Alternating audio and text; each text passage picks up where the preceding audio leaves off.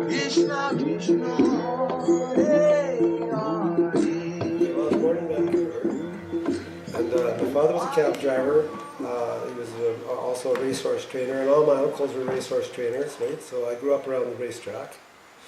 My mother was from Edmonton. They moved to Vancouver. My father was born in Cabbagetown, Toronto, Ontario. So he was a tough little guy, right? And they used to live in Ioko, and the only way to get to Ioko in the old days, Ioko was like past Port Moody in Vancouver. Mhm. You had to go over Mount Seymour on a wagon with horses. That's how you got home from Vancouver, over this Mount Seymour into Ioko there, right? And anyway,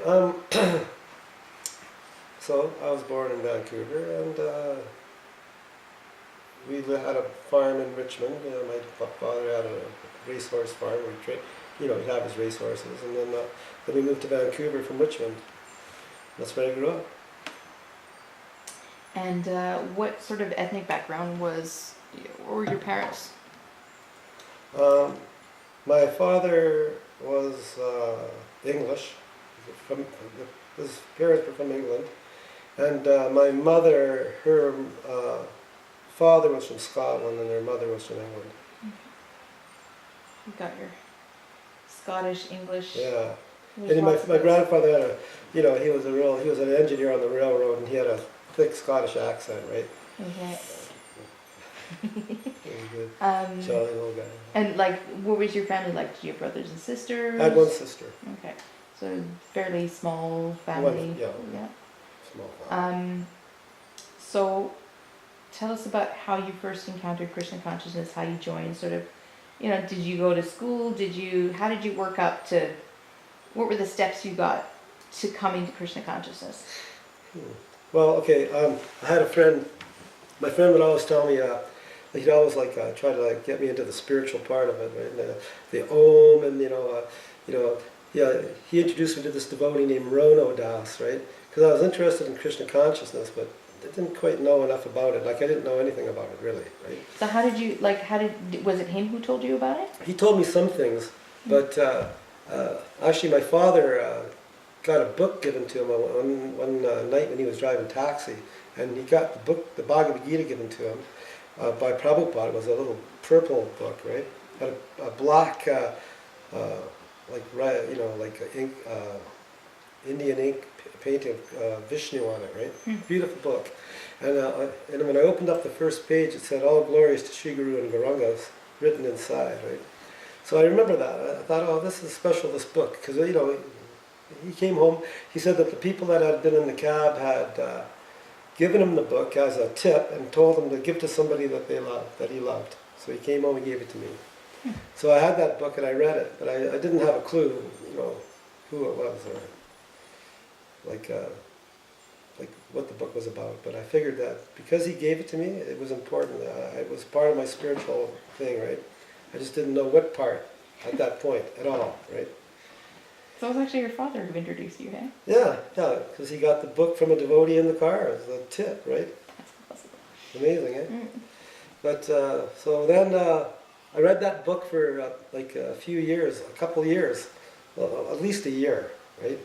And then I can't remember if George Harrison had already come out with My Sweet Lord, because My Sweet Lord came out actually early, before 72. It was still early on, right? 1971 was a great time for, if you read Radha Swami's book, right? Have you read that book? You'll see it in 71. He went through all those people, right? Guru Maharaji and all those different things, and basically those are the things that were available at that particular time, right? It was so much, right?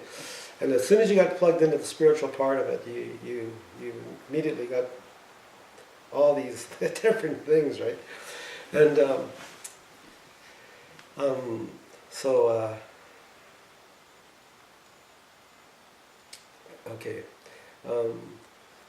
so he would always tell me about spiritual things, right? And so my friend, right? So I was interested through him, basically, and through the book, but never understood anything, right? Really about Krishna. Never put two and two together that the book, the Bhagavad Gita, spoken by Krishna, right? There was no real purports, and even if there was a purport, I probably wouldn't have been able to understand it anyway, right? So then I had an epiphany, right?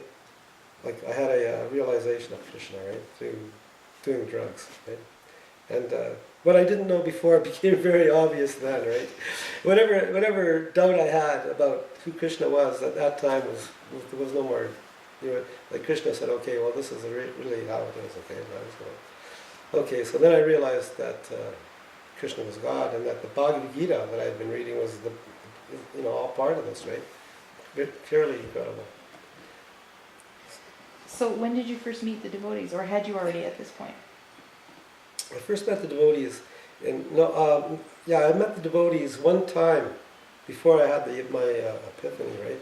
I went to the temple and Radha-Krishna answered the door. No, it was after that I went to the temple. After that epiphany. No, it was before the epiphany. No, what happened is I was with my friends, and I had this friend, her name was Susan Goodhart, and she lived in this house on Oxford Street.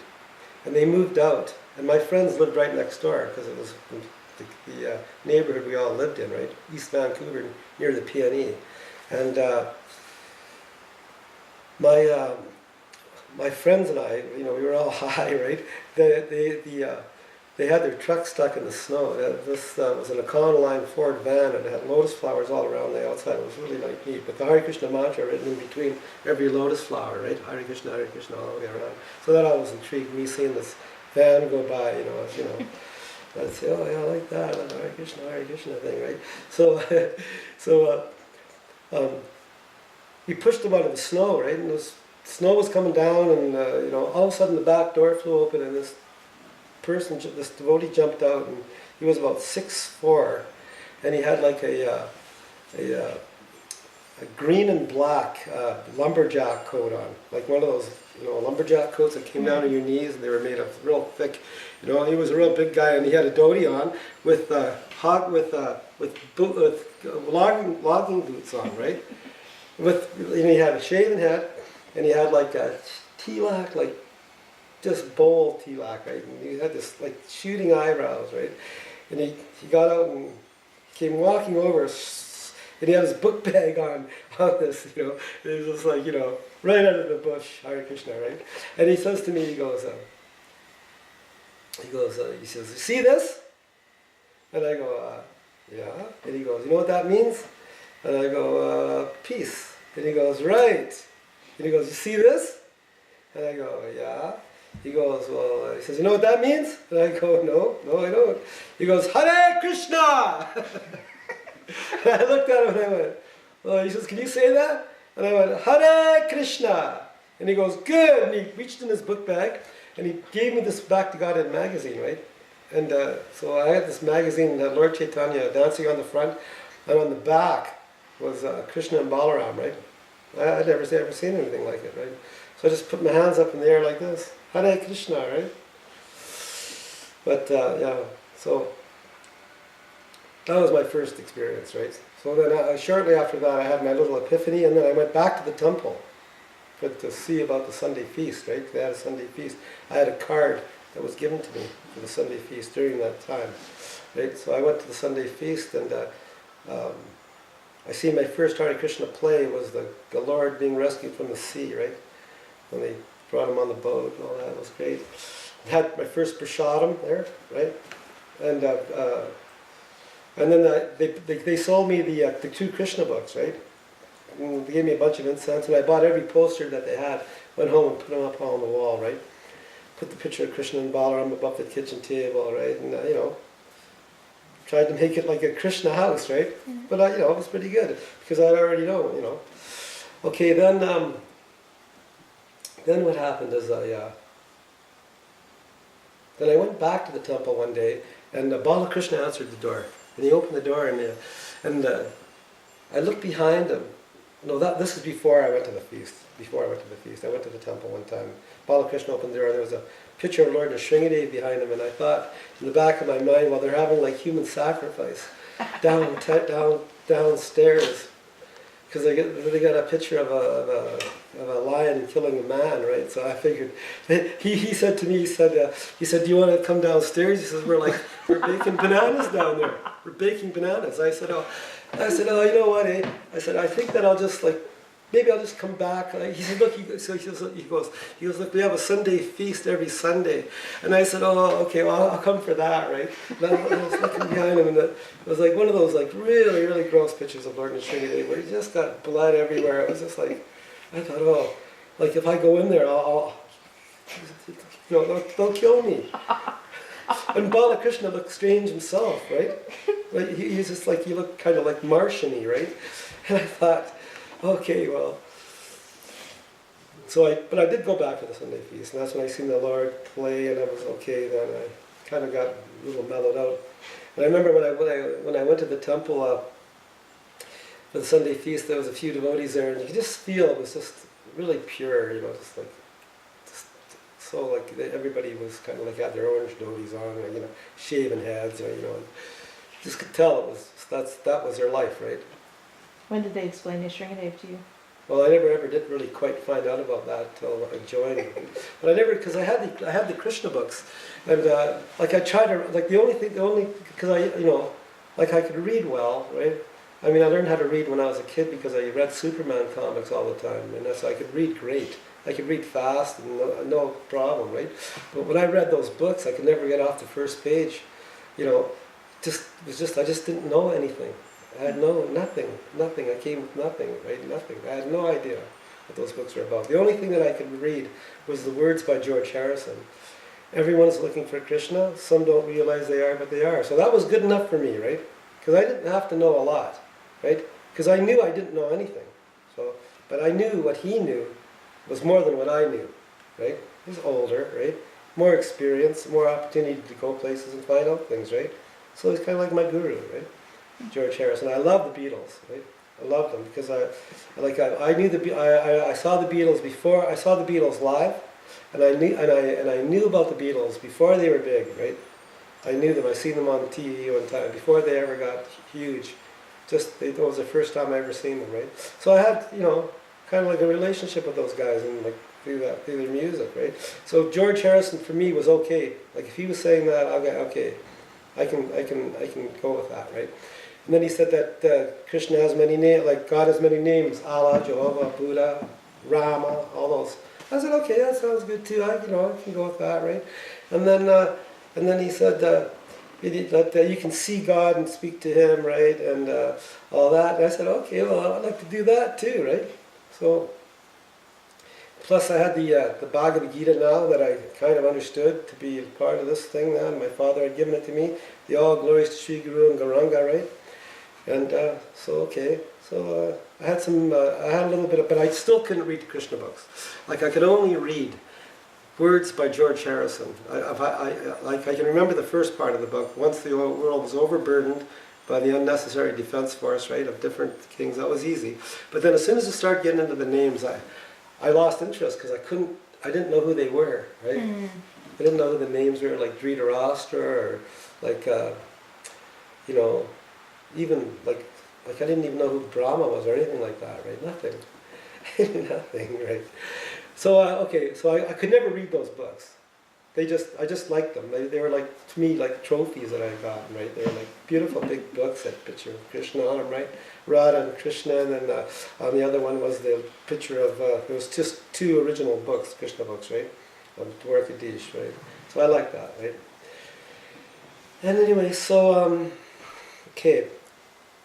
then I remember, like after my epiphany, the devotees moved from Oxford Street, right? And they moved to Heather Street, which was by Vancouver General Hospital. And in the old days, Vancouver had these huge, big houses everywhere, right? They're just old houses. And this house the devotees were living was blue. It was painted blue, right? And so that's where the Sunday feast was. So I went to the Sunday feast every Sunday for a few months, right? still didn't understand anything about, so it's just not, I just couldn't get it, I had no Sukriti, like no, like I might have had some from before, maybe some other situation, but none here now, right? And it wasn't like it was like I was so dense about the whole thing that I couldn't get it, right? Like I didn't have any friends to talk about it, right? Like my friends weren't interested. It was just me. I hadn't, and I didn't know what kind of questions to ask because I didn't know anything about it. Like I was reading Be Here Now, right? But it was kind of like, if you read Be Here Now, well, I mean, it's just like, the book is just like being on a roller coaster of somebody's mind, and it's hard. Like you don't really, you get a few things out of it, but not really, like, a lot, I guess, eh? But I mean, you get a lot, I mean, there's enough, it's just a little bit more to help, right? But still not, I didn't know who Krishna was, right? After reading that book still, right? I just kind of knew a little bit mixed in with it was there, right? But I knew what there was enough, right, in there to just give me a little bit more, right, in ammo, right, for the thing, right? So, but I did believe in peace. Okay, I like the idea of peace and love. I like that too, right? So those two things. I figured, okay, those two things are going to be important in my life. I'm going to do that, right? Whatever happens is going to go. It's going to be with the peace and the love, right? Was it okay? Might as well do that, okay? So I figured that I'd like to live my life with my focus being peace and love, right? So I couldn't find anything that I was attracted to except for that Krishna consciousness. I was attracted to that, and then like I figured that they were strange-looking people, but there was something else about them, right? It was just beyond their look, right? So I figured, okay, well, so then, I met Hridayananda Maharaj at the temple on Heather Street near the General Hospital, right? And, there was no deities. All they had was a picture of Panchatakra, Prabhupada, on a little tiny table, smaller than this, small table, with a little altar, right? And,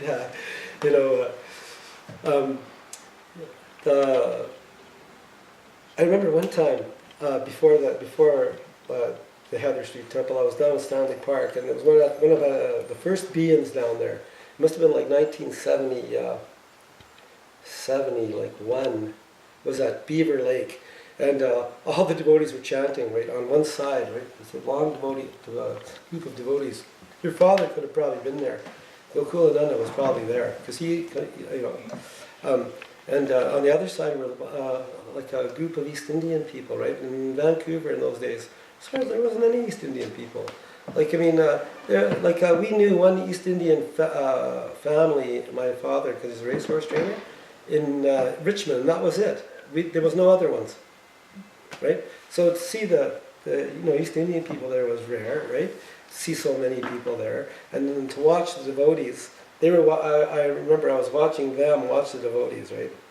And they were just like amazed that the devotees were chanting, and I thought, oh yeah, these people have never, they never ever seen each other before. Like this all was like I thought, like they're having a new experience, right? These East Indian people, and they were like oh wow, and I was kind of like, it was kind of great too. I mean, I thought it was great too that they were chanting. Then I was just standing there, and then the devotees got in a circle around me, right? And I thought, okay, because I knew about it a little bit, not much, just a little bit, right? I didn't ever know very much. We didn't ever learn anything about it in school, right? I mean, anything that I ever learned about Krishna consciousness came from Srila Prabhupada's books, right, and devotees, right? So I never knew anything about it. And there was no information about it, just small things. So anyway, I had that experience too. Okay, well, because everybody's got a big ego, and they want to like be important, right? So okay, so at least I thought, okay, well, they recognize me anyway, that I'm maybe one of them, right? I felt that, bond right there. Okay, so then I didn't go to the temple for a little while, And then, or no, actually what happened is they moved, and they didn't have another address. There was no other temple. And in those days, you know, the devotees would just travel.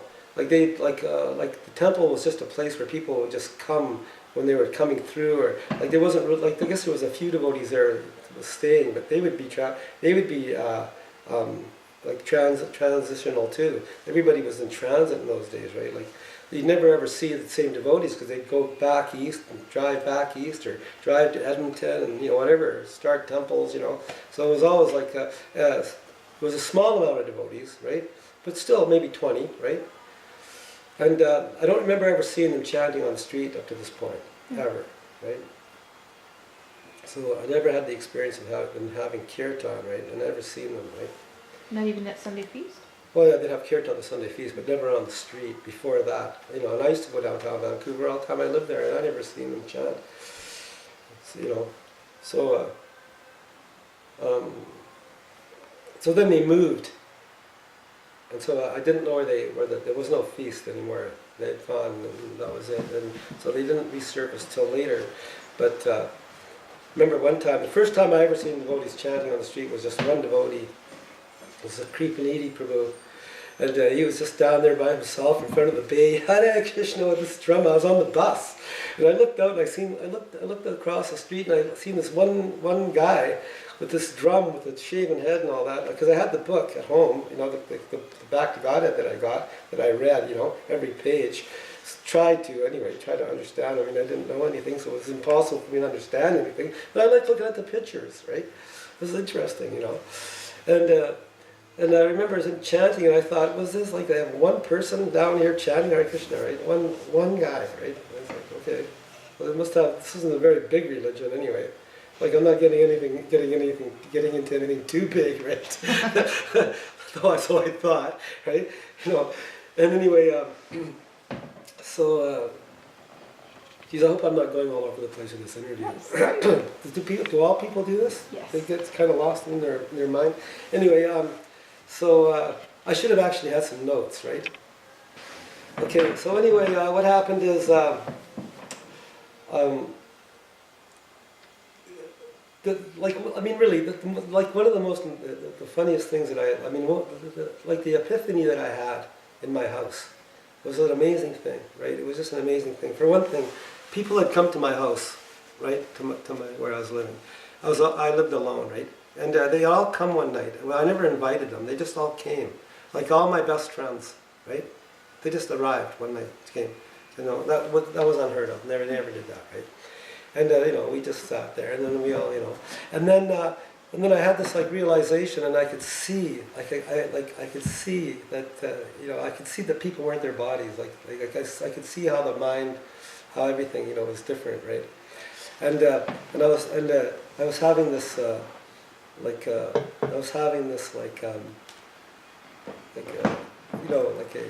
you have like a talk without speaking to somebody, like a ESP thing, right? With all of them. It was all about Krishna, right? And I couldn't understand how I knew about it, or how I was, you know, given access to the information about what I was realizing, right? Because I never knew anything about it, except for the pictures that I'd gotten from the devotees that were on my wall, right?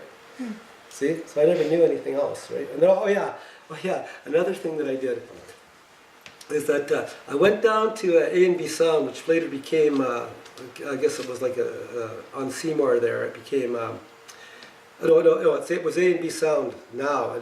Before it was Kelly's record store, right? And Kelly was a big record seller across Canada, right? The Beatles actually came to his house in North Vancouver to give him a special show in his basement, so that they would put his records in his stores, right, in North Vancouver. Because I met his daughter, she told me that, right? And I went down there to buy Rubber Soul, right, the album. They didn't have any Beatle records in there, so there was Prabhupada, the Radha-Krishna Temple album. You know, so I bought that, $3.50, right? And opened it up, had a picture of Lord Chaitanya, and then Prabhupada was on the back, and Radha-Krishna was beautiful, right? And the album was fabulous. Apple Records, right? George Harrison, great. So that really helped, right? And then the concert for Bangladesh, another record that, you know, they had the concert, they did the movie, right? So you could You could watch the movie and you could get the 3-record set, right? That was a great record set too, right? I think I used to have that. A great record, and I listened to that like all the time, and it had like lots to say about you know, Hare Krishna. You know, basically he was a Hare Krishna devotee, and he was, you know, I felt that. I can honestly tell you, I actually felt that record was specially for me, right? Like exclusively that record was put there so that I'd hear it, right? And then it's like, because I mean that's how you think, you know. It's like, isn't that how you're supposed to think? You have to think that Krishna's exclusively looking for me, isn't he? Okay? Because if he isn't exclusively looking for you, then who's he exclusively looking for? So you know, you're just you. He's got to be exclusively looking for you. You're you, right? So that's what I thought. Okay, so I thought that, like, I was actually, you know, an exclusive kind of a person, and I was getting this like exclusive thing, right? It was a great thing, and I thought it was great, you know. And so I figured, okay, well, you know what, I'm going to join the temple because I don't know anything. I don't know enough to not join, to learn, right? Because if you want to be a lawyer, you got to go to university and take law, right? Otherwise, you just or if you want to be a doctor, you know, you just don't open up a clinic. You have to go find out what, you know, what a doctor is, right? So it's like, if you want to like learn spiritual life, you have to basically, you know, pick what you're going to learn and learn it, right? So that you can progress. Right? So that's what I figured I did. So I quit my job and I just joined the temple. I just gave my notice, and in my mind, I never thought that I should go there. Like, I didn't even know where they lived, right? Because they hadn't. But then I found out that there was one. They had just gotten a place, right? So I figured, okay, I'll go move there. So what I did is I gave the notice. I never went to the temple because they hadn't opened it till basically I got there probably the week that it opened. The temple opened, right? People lived there, right? So I didn't go to the temple and ask them if I could move in, and I never like made a plan with anybody. I just gave my notice, got rid of everything that I had, and I had my little duffel bag and my little red Volkswagen Beetle, and drove up to the front of the temple and got out of my car and went and knocked on the door. And, and then there was only one devotee there, Kudichak, and Sue John and her daughter were there. Sue John Dawson, right? Kudichak from Montreal? Yeah, Kudichak, yeah. And he opened the door. And I said, he goes, yes. He says, can I help you? And I go, had my duffel bag with me. I said, well, I surrender. And he looks at me and he goes, for a little delay, and he looked at me and he went, welcome home. I wouldn't know what to do if he would have said, well, you're like, who told you to come here? If there would have been anything else he would have said, I wouldn't have known what to do, right? Right? So anyway, that's when I joined. So that was the only devotee in the temple, because like I said, all the devotees had gone from Heather Street down to New Vrindavan with Dharamatma, right? Now Dharamatma was the vice president of the temple, you know, and they had a bus, a small bus, and they would go back and forth to New Vrindavan. And ultimately, he moved down to New Vrindavan, right? You know Dharamatma? I know the name. But he was before he joined the Hare Krishna movement, he was a bouncer at Royal Hare's, which was a real, you know, upbeat nightclub in Vancouver, was where everybody would go who were that age, right? Now, I never went there, but you know, people like that, right? But anyway, he was the bouncer, so he was a tough guy, right? And you know, he was like a intense devotee, right? And I liked him, but they all went to New Vrindavan, so they never came back. There was never like a bunch of, maybe a few trickled back, but never all at once, eh? Yeah. So I guess maybe 15 or 16 devotees went with him, and that was it. So I was the only devotee in the temple, brand new. I didn't even know I didn't really even know about chanting Hare Krishna so much, right? I didn't know about, you know, so much about japa beads or, you know, or Tulsi Puj or anything, really. I knew nothing. I just knew that everyone's looking for Krishna, and some don't realize they are, but they are. That's about what I knew, right? But it was enough, okay? Because I didn't need a lot. I just need a little of the real thing, right? So when you get a little bit of the real thing, it's better than getting a lot of anything else. You know what I mean, right? So we got a little bit of the real thing, right? Because you don't need much, okay?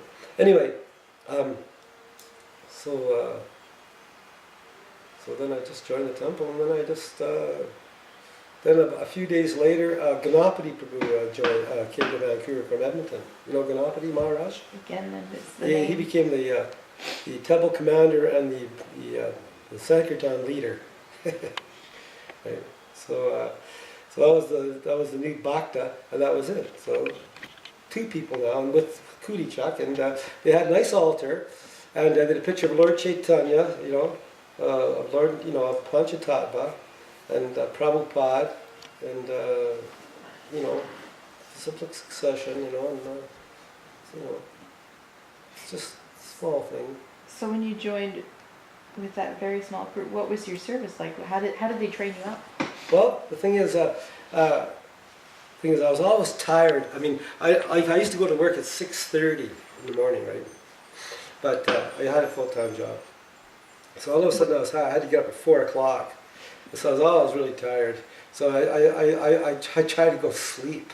And I tried to find a place to hide to sleep because I had the Sankirtan leader looking for me, right? So I'd be underneath the sleeping bags in the closet, right? Trying to sleep because I was tired, right? It takes a while to get used to get up at 4 o'clock in the morning, right? So, but he knew that, and he was quite strict with me. I was the only bhakta, right? So he just okay, so he would give the class, and it was it was interesting, And then, the day I joined Krishna Katha, right, and his wife Anna joined. His name was Carl, Bhakta Carl, and. As soon as he got there, they joined later the day that I joined, right? So actually they were a householder couple that were all of a sudden there too, right? But I'm not sure if they lived outside or not. I'm not sure if householders, maybe they did, I'm not positive. But anyway, they stayed, and so then we had people to do, they kind of knew more than I did. He would read Krishna book all the time. Right, that was his thing. Right, he just carried the Krishna book around, and he'd just read it to you when he see it. Right, so you got to kind of understand more about the Krishna book through him. Right, well, I thought that he was Krishna's mercy too. Right, not only was Ganapati Maharaj Krishna's mercy, but also him and his wife, they were so nice, unbelievable devotees. Right, and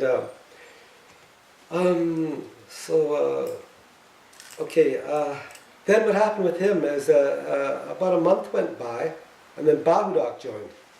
He came from this place in Victoria, Shawnigan Lake, and I guess him, Balakrishna, and Rochan, right, all lived together at Shawnigan Lake, right, as they had a commune, right, Hare Krishna commune, right, community, right, over there, right. So that's that was the other Hare Krishna thing going on. So there's 2 things going on. There was a temple in Vancouver and those guys, right, that were just forming their own situation, who later actually came in Vancouver. They just came over, right? So when Bauda got there, all of a sudden we had kirtan. There was no drum. There was no drum in the temple. I don't think there was any cartels even. Maybe one pair, maybe. And there was no books. We had Srimad Bhagavatam Part 1 and Part 2 that they had gotten from Prabhupada, right? That had been given to different centers, so that they could have some of his books, right? And the Bhagavad Gita, like that one that I had, the little short abridged edition, right? And I'm not sure if we had another one, but so we read out of those 2 books, Srimad Bhagavatam Part 1 and Part 2. I think it was Part 3, right? The first canto, right? So when I got there, they were reading out of the first canto. And because I was the very beginning of it, we started right from the beginning, right? So it was just okay, this is perfect, right? I'm new. They're new, this is all new. It's brand new. It was like brand new thing, right? It was okay. So it's actually great for me because you have too many people talking to you at the same time about stuff. You don't really get a real clear understanding. But if you only have one person telling you, and he's fixed up, right? Then you get you get a really clear understanding. So then I got to learn Krishna book, and I got to be able to read about Krishna and all of his pastimes, and it was just great. And then after Bahudak got there, Krishna Katha was there. He was an artist, right? Bahudak said, okay, well, why don't you carve Lord Jagannath? So he carved Lord Jagannath at 11th and Burrard, right? And he went and got the wood, and chisels and wood, you know, and I carved the Lord Jagannath, Lord Balaram, and Lady Subhadra, painted them and put them on the altar one day, right? Before Chaitanya, no, Gaur Nitai, right? It was great. And we'd go on Sankirtan every day, chanting downtown, right? Baudak have his guitar and he'd chant with his guitar, no drum, right? Bare cartels maybe, but a tambourine, I played the tambourine, right? And it was just exciting being downtown with him, right? It was like, he was just like so good, right? He'd just chant and with his guitar, right? And it was like, you know, he was fearless, you know, he was a fearless person. I mean, you know, Krishna consciousness is like, you know, it's not for, I mean, it's just like, it's like, I mean, you're just different, right? Your whole philosophy of your whole life is different. How you think that everything. When you go downtown, it's like you're representing whatever they represent. You represent something else, right? So it's like he's jumping 6 feet in the air, right? I mean, it's like he was tall and skinny, right? And he had like you know, he's just great kirtan leader, right? Later he became a great famous kirtan leader, right? But so that was a good experience, and and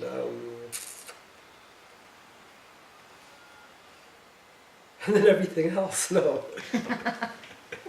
No, but, you know, so that was the beginning stage, the beginning of it, right? How long was that? So that was like from I joined in October 1st, 1972, and that must have lasted till, that temple there lasted till 1970. Oh yeah, so we were only there for 6 months, because the house was going to be bulldozed. And that's the reason why the devotees lived there, because they could get a place that was not for long. They were going to have a hard time renting it.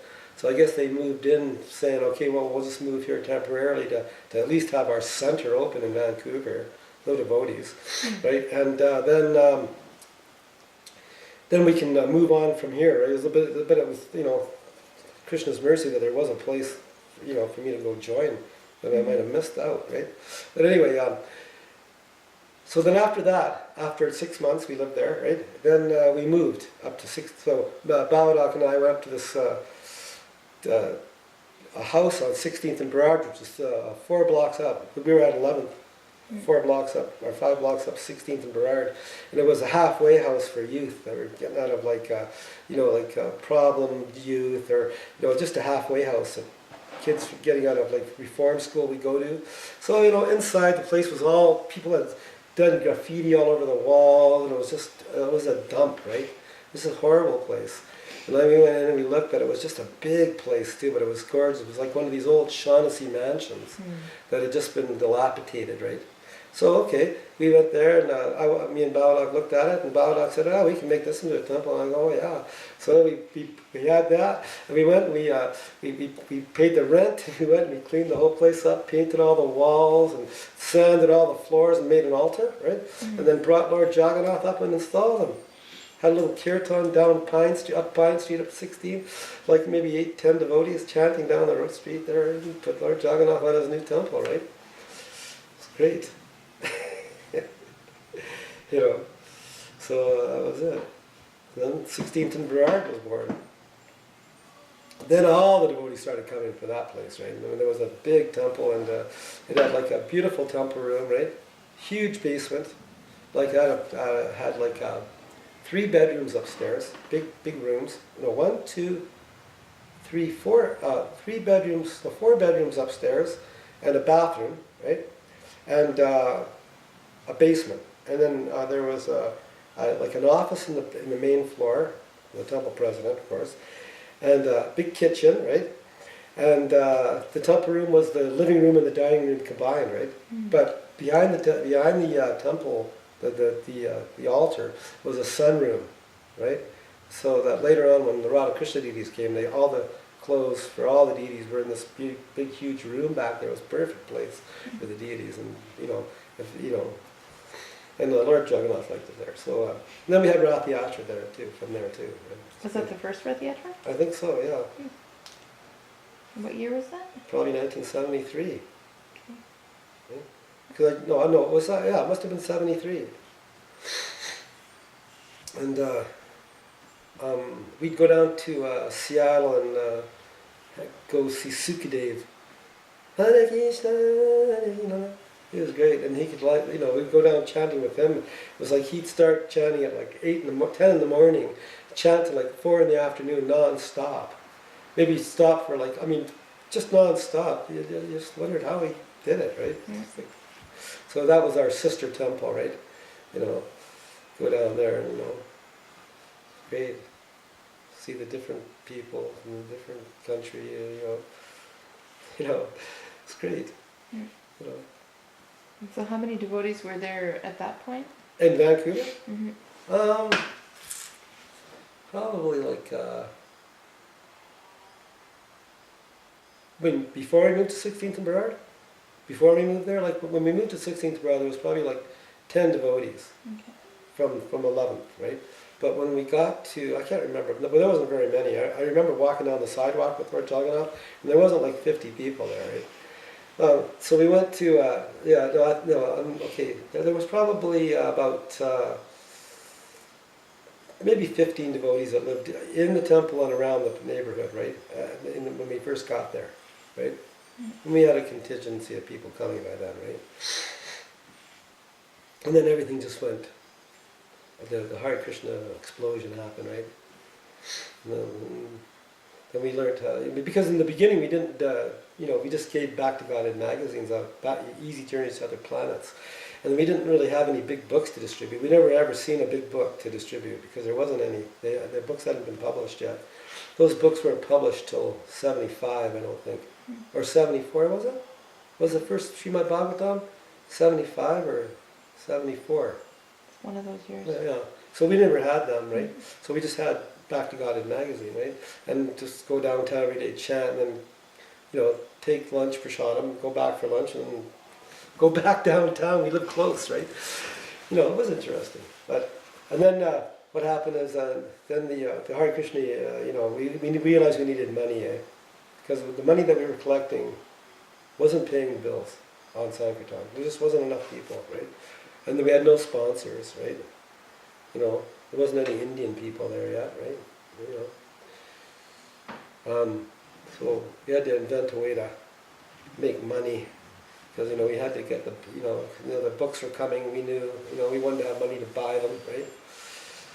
We wanted to have money to put on festivals, so we just invented ways to make money, not illegal ways, totally. We just said we were a charitable organization, and we were the most charitable organization. But you don't have really time to talk to people about so many things when you're trying to, beg money, right? You don't have time to talk about everything, right? You go on and on, right? But so anyway, we started making money. So we started having feasts and more festivals, and had money for things, right? Trucks and things.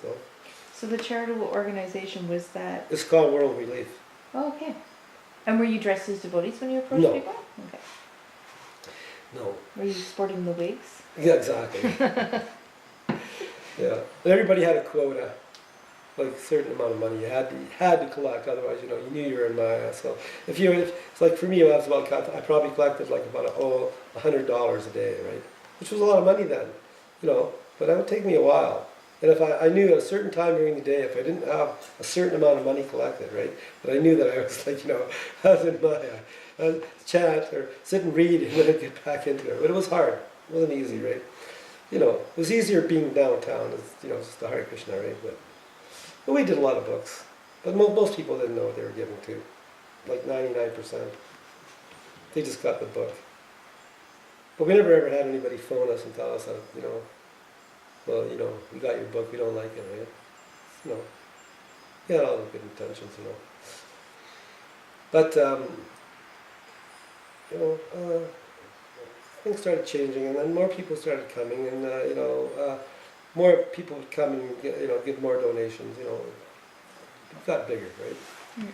And then we had to move out of 16th. We always had trouble with the landlord. We wanted to buy the place on 16th and Burrard, right? But the landlord wouldn't sell it, and people were complaining in the neighborhood, some of their flowers were getting taken, we weren't like wrecking their garden. We would take some flowers. I mean, we had big festivals all the time. We had to have flowers. We never had flowers of our own, so we had to go flat. But we were very, we did get flowers. But there were so many flowers in Vancouver. It's a flowery place. You can go anywhere and get them. But we used to have flowers everywhere. It was fabulous.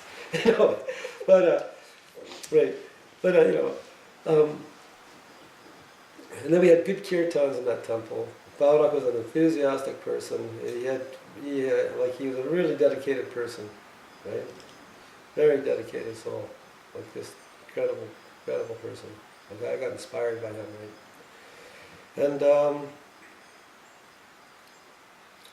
that was about it. And so then we stayed about, I'm not sure how long we stayed at 16th of Burrard, probably from 1973 to like 1978. So we must have been there 5 years. Because Srila Prabhupada passed away in 77, we were still living there. I was living outside the temple because I had gotten married, right? And then they bought the place in Burnaby, and the place in Burnaby, they wouldn't sell it to us because we were Hare Krishna devotees. So Madhu Pandit Prabhu, he was a good talker, right? And he actually did one of the the ISKCON, original documentaries. Srila Prabhupada, it's like all that kind of stuff, right? He did that. He actually did one for the Hare Krishna people. I think he was the narrator, yeah. Oh, yeah. Yeah. So, but he got all dressed up like he was a lawyer or something, and went down there and bought the place, right? In his name, signed it and paid the money, and they sold it to him. And then but they weren't going to sell it to us. We had to go around the other way, right? To go, right? Couldn't just be honest with everybody, because everybody was, okay, well, we don't want that, right? But it was zoned. We had the money, we had backers, right? And then we bought the temple. Right? So then we moved the deities. Then Radha Mohan came. Almost like before must have been in 1974. Jayatirtha at 16th and Burrard. Jayatirtha was the GBC, right, of the whole area, right? So he was a nice person, right? Like really fixed up devotee, and he was really dedicated. Jayatirtha, right? You know him? Do you remember him? Mm-hmm. Anyway, he came and he installed the deities, right? And then we had Radha-Krishna, beautiful Radha-Krishna deities. They're just gorgeous. And then we all got to do like, bathing the deities in the morning, and so many things. It was just great living in the temple, right? And then we moved to Burnaby with those deities and installed them there. And when in this time period did you take initiation? I took initiation in March of 73, because I joined in October, right? October, November, December. If you were in the temple 6 months, you could get initiated, right? And was it like, did you encounter Srila Prabhupada, or was it the by mail situation? Just by mail. But I remember what the letter said. It was a great letter. He goes, Prabhupada said, he said, I have not yet received the dakshin from Mahesh, right? No, I've not received the dakshin, but I duly, I gladly accept Milton Fisher, me, as my duly initiated disciple, and his name now is Mahesh Das. And then he said, in the letter he goes, very glad that he has the responsible position of temple commander, although there was only like 3 devotees in the temple, right? Well, 5, whatever, right? And he said you always be a good example for him, right? To Bahudak. It was a letter to Bahudak, right? And surely he will become like a dancing peacock. So that was good. I like that letter. So I got that letter, and then I got my name, and then all of a sudden that was it. And was it also standard practice there to receive Brahmin initiation? Not at the same time. No, so that happened like, if you were there for like a year, they would consider you for that. But I mean, you had to have it, because you wanted to do the deity service, right? you wanted to go cook in the kitchen, right? You couldn't do that if you were just an ordinary. Oh, in the old days, like you couldn't even look in the kitchen. You couldn't take, like they had a curtain up on that, like one of those, Indian curtains, right? And you couldn't even look in there. It was out of bounds totally. You couldn't go in there. You couldn't go in the kitchen unless you were fully showered and had all the tilak on. You have to offer your obeisances when you entered the kitchen, right? It was Radha-Rani's kitchen, right? And those devotees could cook, and they were like really nice devotees, like very high quality devotees. There was a Somati, who was Kaladas's wife, right? Then there was Nirupama, who was Bhavadak's wife, and then there was Dharamama's wife, Lakshmi, what was her name? Can't remember now. But anyway, those three devotees, right? They could cook like unbelievable. They could cook everything. They could cook like the barats. They could cook like samosas, like official samosas. They could cook like puris, everything. Rice, halva. They could do it perfect, right? Kofta, all that, right? So what was standard prasadam like? Standard prasadam was like in the morning we had like oatmeal and raisins, right? And we made our own yogurt, right? We had nuts and fruit, right? And in the afternoon we'd have, of course, when we moved, we during the Sankirtan time, right? When we were doing the pick, right? We just have the main food, the main prasadam in the morning. We'd have rice dal and chapatis, and we'd always have like a big pot of dal, with lots of chants in it, and the whole temple would fill up with the chants, smoke. Everybody would be gagging during Srimad Bhagavatam class, right? And, we made like halva. We had like buckets of ghee that we get from Harlan Fairbanks for half price. We knew the people at I grew up in East Vancouver, so I knew the Chinese people. They sold all the produce. We just go down there and get truckloads of boga for nothing, for $20, a whole truckload of it in those days, right? Strawberries, opulent feasts, right? Great. Cooked all the food was cooked in ghee, every last bit, everything. There was no such thing as oil. It was just taboo. There was no such thing. You'd never ever want to have it. You'd never ever think about offering it to the deities. Wasn't to be. When did that switch? I don't know. But it did switch. I mean, it was still going on all through 16th and Burrard. They never used vegetable oil, ever. You never ever seen that, right? It was just when they got to Burnaby, right? Probably into the new temple that they started using it, right? Because more people started coming, and I guess they wanted to reduce the cost, eh? So they would just use the vegetable oil, which is okay too, I guess, but just different, right? There was the farm also. Oh, the farm. Well, that came later. That came later on 16th and Burrard. Yeah. Okay. Yeah, they went and bought a farm.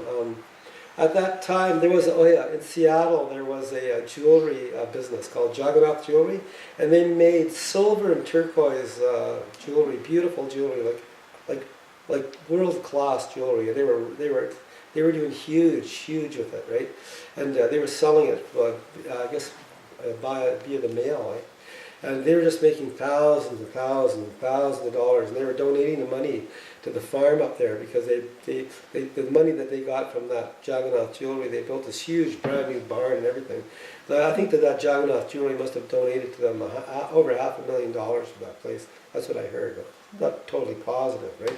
So that sponsored that farm, right? And they probably gave them the money for the down payment or whatever they did, right? But that was before we moved to Marine Drive. So the deities were actually in Vancouver Temple for almost not even 2 years, from 74 till 76 or 75, and then they took the deities to this farm way out in Soyuz, right? And then so that was the last. So we went back to Lord Jagannath because it was originally his temple, right? See, so it all kind of made sense, but okay. So they were going to go on vacation, the Radha-Krishna deities, to the Soyuz, right? So they were gone, and so they had pujaris, and everybody, right, that was associated with the deities all went with Madhavanand Mohan, which left the temple like few people. So now we had two centers, right? One up there, one here. Well, so we had festivals up there, festivals here, right? More festivals in Vancouver, of course. But anyway, that didn't work out, that farm. They couldn't get any water, and they couldn't. Baudak injured his hand in a cement mixer. It's a miracle that he was ever able to use it again, right? And so they sold the farm cheap to somebody because they couldn't get any water. Oh, we had these cows. They were brown Swiss cows. We had a whole herd of them. I'm not sure how many. Maybe there was 8, 10. I'm not sure. 6. I'm not positive, but a lot. So I figure 6 is a lot of cows. And these are brown Swiss cows. They're huge cows, beautiful cows, and they gave a lot of milk too, right? And government came, took all the cows, and took them all away. They said that they had a disease called blue tongue. Took all the cows, and that was it. So we had no more cows, and they couldn't get any water. The devotees were like having trouble there, keeping it together with the money and food and everything. So the deities, they sold the farm, the deities came back to Vancouver. So we had another installation ceremony in 16th and Burrard, back 16th and Burrard still, right? Back on the altar, right? Yahoo, that was great. They went for their little vacation, came back, right? Anyway, then we moved to the new temple in Burnaby, right? And that was an interesting place too, right? Because we had to kind of like start all over there, right? But yeah. Okay, I guess that's kind of it in a nutshell in the beginning, eh? And that was, when you moved to Burnaby, that was after Srila Prabhupada left? We moved to Burnaby after Prabhupada left. Okay. Prabhupada left and we were living on Burrard Street. So how was that for everybody there? How was that for you? Well, I mean, it's like we knew that he was feeling ill, right? Kripanidhi had gone to, and Partha had gone to Vrindavan to see Prabhupada, right? Well, it cost a lot of money, so not everybody could go, but I mean, it was like, now what? Now what's going to happen, right? Mm-hmm. Who's going to lead the temple, right? What's going to happen, right? But I was already living outside the temple, right? Mm-hmm. So it's like, it's probably harder on the devotees in the temple. So when did you leave the temple? You got married, you said? I got married in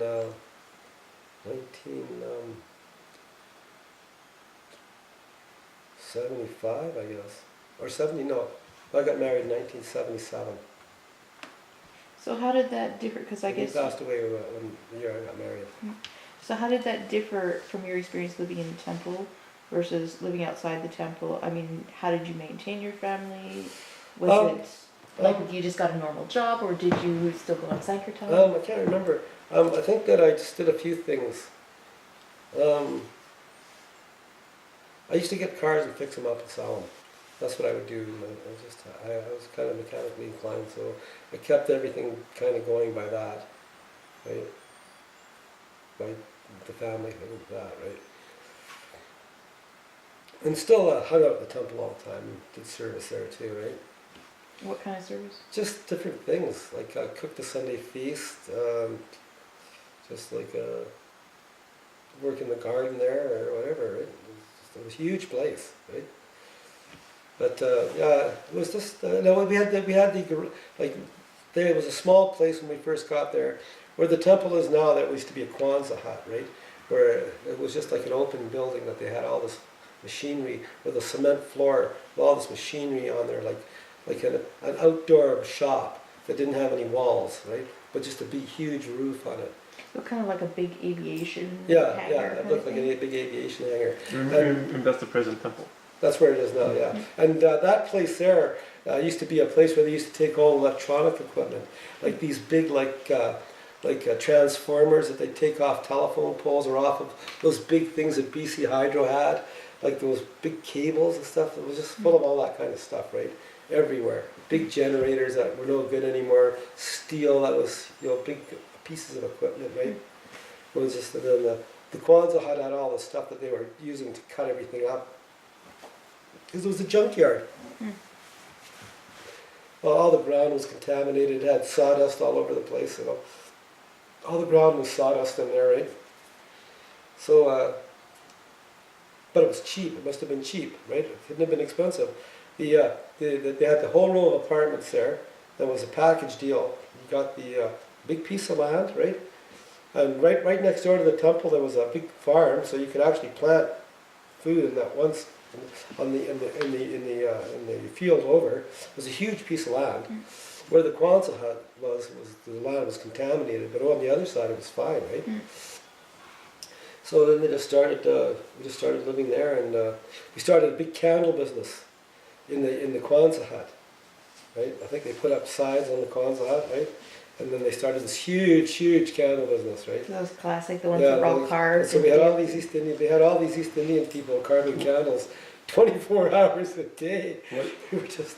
Was it all in one? The whole property was one thing with the Kwanzaa hut, or Yeah. you had to buy the Kwanzaa hut? No, later? it was all one. Okay. It was all one. The people that owned the people that had previously owned the land lived in a house right above the land, right? But remember, those are the ones that didn't want to sell it to the devotees, right? So when we pulled in there, right, I was like, oh, okay, you know, that's not nice. But we had to. I mean, we couldn't, you know, it's like Krishna wanted the land, so I guess we had to, you know, find a way to get it, you know. Everything belongs to Krishna, I mean, ultimately, right? So, you know, it was a perfect place, and, you know, it was a good move. I think it was great. I mean, now the land's worth a fortune now. I mean, you could never ever buy it. I mean, and even the place at 16th and Burrard was great. I mean, we were trying to buy the property there, and that was in land with, like, I mean, you could buy a house in Vancouver for $70,000 in 1973. Now the same house is worth $700,000. So that temple on 16th and Burrard, you could have probably bought that for $300,000, right? But now it would be worth over $2 million. And the lot next door, they built a huge mansion on it. The land must have been worth $5 million. I mean, it's expensive land. We lived one block up. Well, we lived one block down from the Lieutenant Governor of BC, right? He always had a policeman sitting in front of his house. And the whole area was just all millionaires from 16th Avenue back. It was all Shaughnessy, big, huge mansions, right? So the millionaires didn't like the. Oh, they didn't care. They never heard us. We were on the fringe.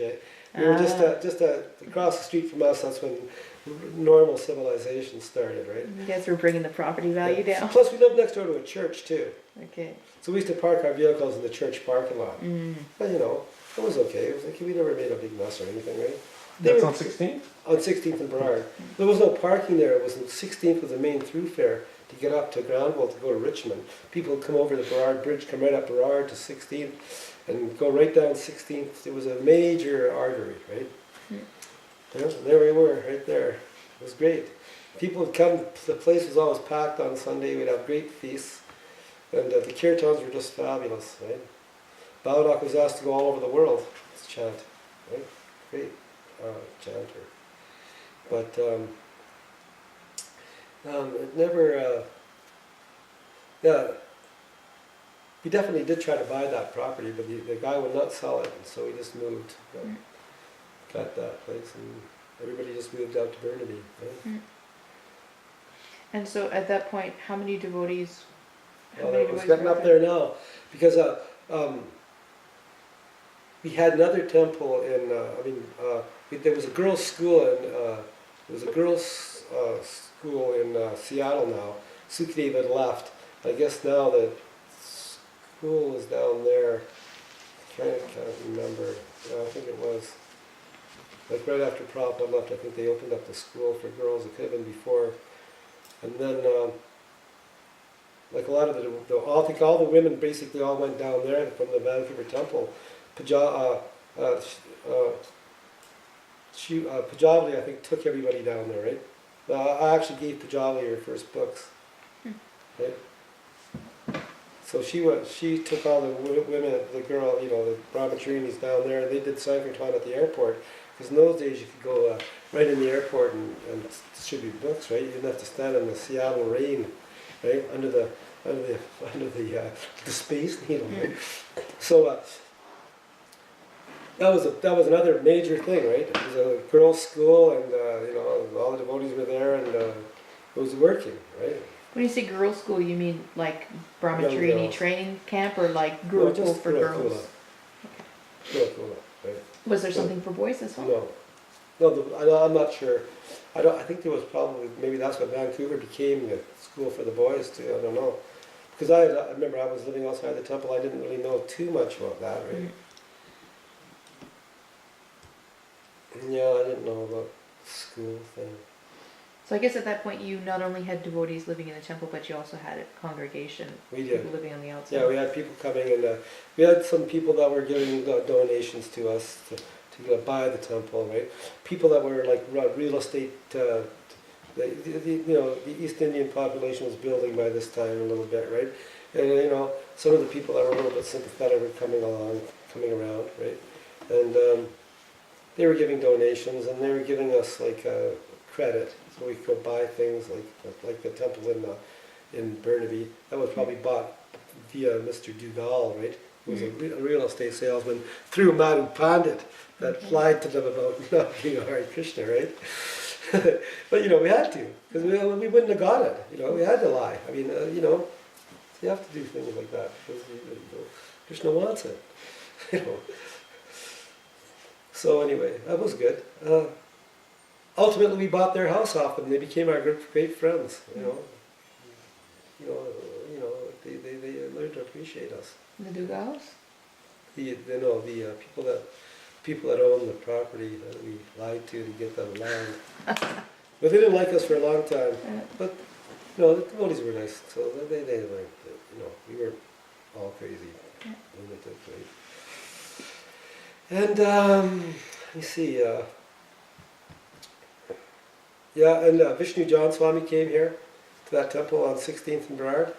And he came with his bus and all, it was great. And we had kirtan upstairs, and we recorded the whole thing. You can hear it. And Mahidar has some recordings of it, right?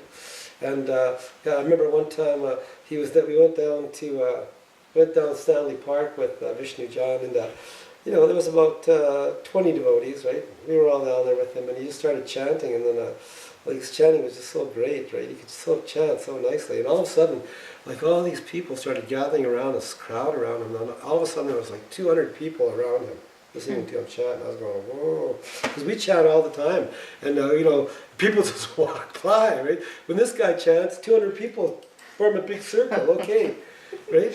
No, but I really liked him, because he was a really powerful guy, right? You just knew, okay, well,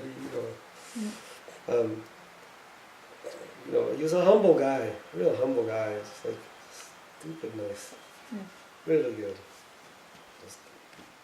Just a terrible thing that whatever happened, just killed it, right?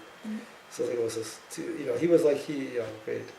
But anyway, but he had power, potency, right?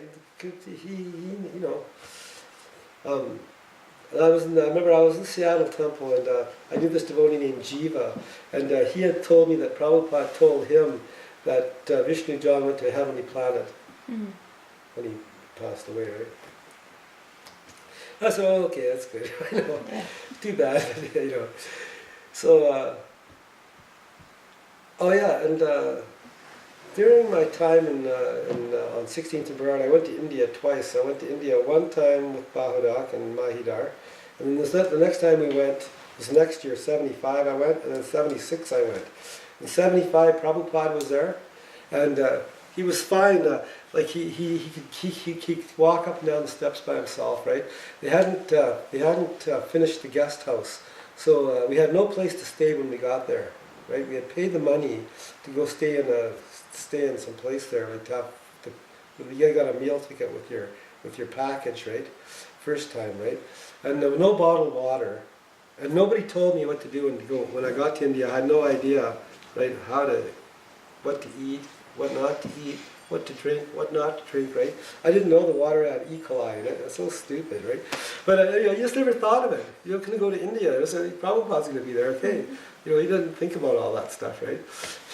You never thought about bringing a little bit of food from the West because, to adapt, right? I'd never been there, right? But anyway, so I got deathly ill right away, right? But and Prabhupada would come and he was like in great spirits, and he'd come and give Srimad Bhagavatam class every morning, and then they'd walk around the temple, right? And he'd ring all the bells, right? There was a bell on each side of the temple, right? And he'd ring those bells, right? And all the devotees would stand behind him just ring, it's great. And where was this? In Mayapur, right? And then Vrindavan, right? And then the next year I went on that airplane, all full of devotees. Right, the Garuda. The airplane's name was Garuda. Right? We stopped in, with the plane refueled in some kind of place that was having some war. Started with a B in those days. I can't remember. But I remember going down the hallway to just take a break, to just get some fresh air, right? And there's all these soldiers lined up on both sides with these guns, right? Like it was a military takeover of the place, right? Right? So then, we got back on the plane, went to India, and Prabhupada couldn't walk that year, right? He was being carried around in a palanquin, right? Come down the stairs, and when you come out in the morning after the Srimad Bhagavatam class and the Guru Puj, you'd come outside and go down for a walk, right? There'd be all these little Guru Coolies down there from the Mayapur school, all dressed in yellow, all little boys, right? Radha-Krishna, Radha-Krishna. Like Prabhupada would just stand there for like half an hour and listen to them. It was just great, right? Very interesting. And I remember one time when I was in Mayapur, the Vaikuntha players, they were going to have a play. They did a play, Ramayana, right? And Sudama Swami was Serpanak, right? And all the Vaikuntha players. It was a great play. And they had built Prabhupada an 8-foot like platform to sit on, right? Made of plywood, right? And decorated. With his Vyasasana there, so that he could look down onto the stage from the hill, right? And I was standing right beside the stage by Prabhupada, by the platform. And I was looking up at him. And then I was watching the play. It was a great play, fabulous play. It was a Ramayana. They just did it great. And Prabhupada was sitting up on the Vyasasana, this big smile on his face, and I was thinking, oh yeah, he likes Lord Ram, right? And I've seen the Vaikuntha players a lot. I've seen them do the whole Mahabharat in New York. I went to New York on traveling Sankirtan, and I've seen the Vaikuntha players on stage do the whole Mahabharat. It was fabulous, great. And I've seen them also in LA too. Great actors, unbelievable. Like better than Broadway, really, right? And I lived in LA for a while there. I used to take prasadam with Tripurari and Rameshwar in the morning, because Tripurari was doing the books at the airport, and Rameshwar was the main person in the LA, right? And sit there with those booze, and I'd watch Tripurari chant japa. I'd be chanting japa and watching him chant japa, because I don't know what I was chanting, but he was definitely chanting something different than I was, or at least it seemed like that to me. But okay. We want to hear the story about Vishnu John? Yeah. Okay, well, I was sick and I was laying there. We had just got there in 1976, and we were all off the plane to the Garuda plane, all Air India, we all went. We all had a little bag of samosas that we had gotten in the Montreal temple, right?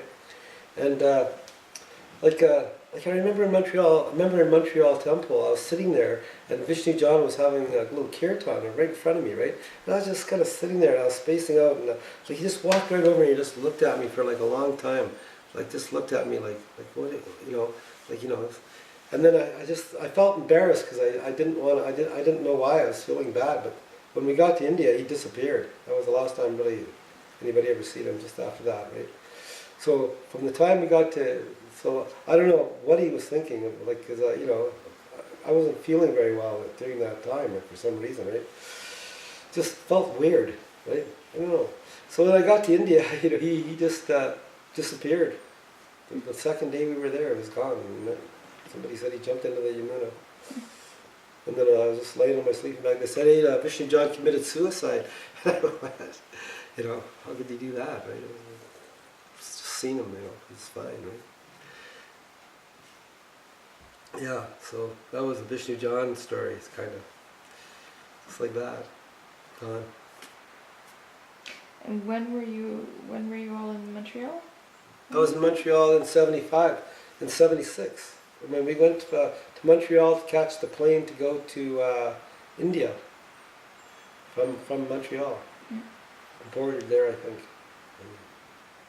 Because I can't remember if we landed in New York. No, I don't think we did. I think we just flew right out of Montreal, right to Mayapur. It would be close to Mayapur or Calcutta. Eh? Right? We were the first 747 ever to land in Calcutta. When we got off the plane, they were filming us with those, like in the old days when you went to the movies, they'd have the movie, the news flick, and they had like a newsreel thing. Mm-hmm. And I think the newsreel people were there filming the devotees coming off the plane, right? It was nighttime, and we were all waving at the camera. This big, huge camera, because it was the first 747 ever to land in Calcutta. So we were making history too. It was fun. Yeah, it's great.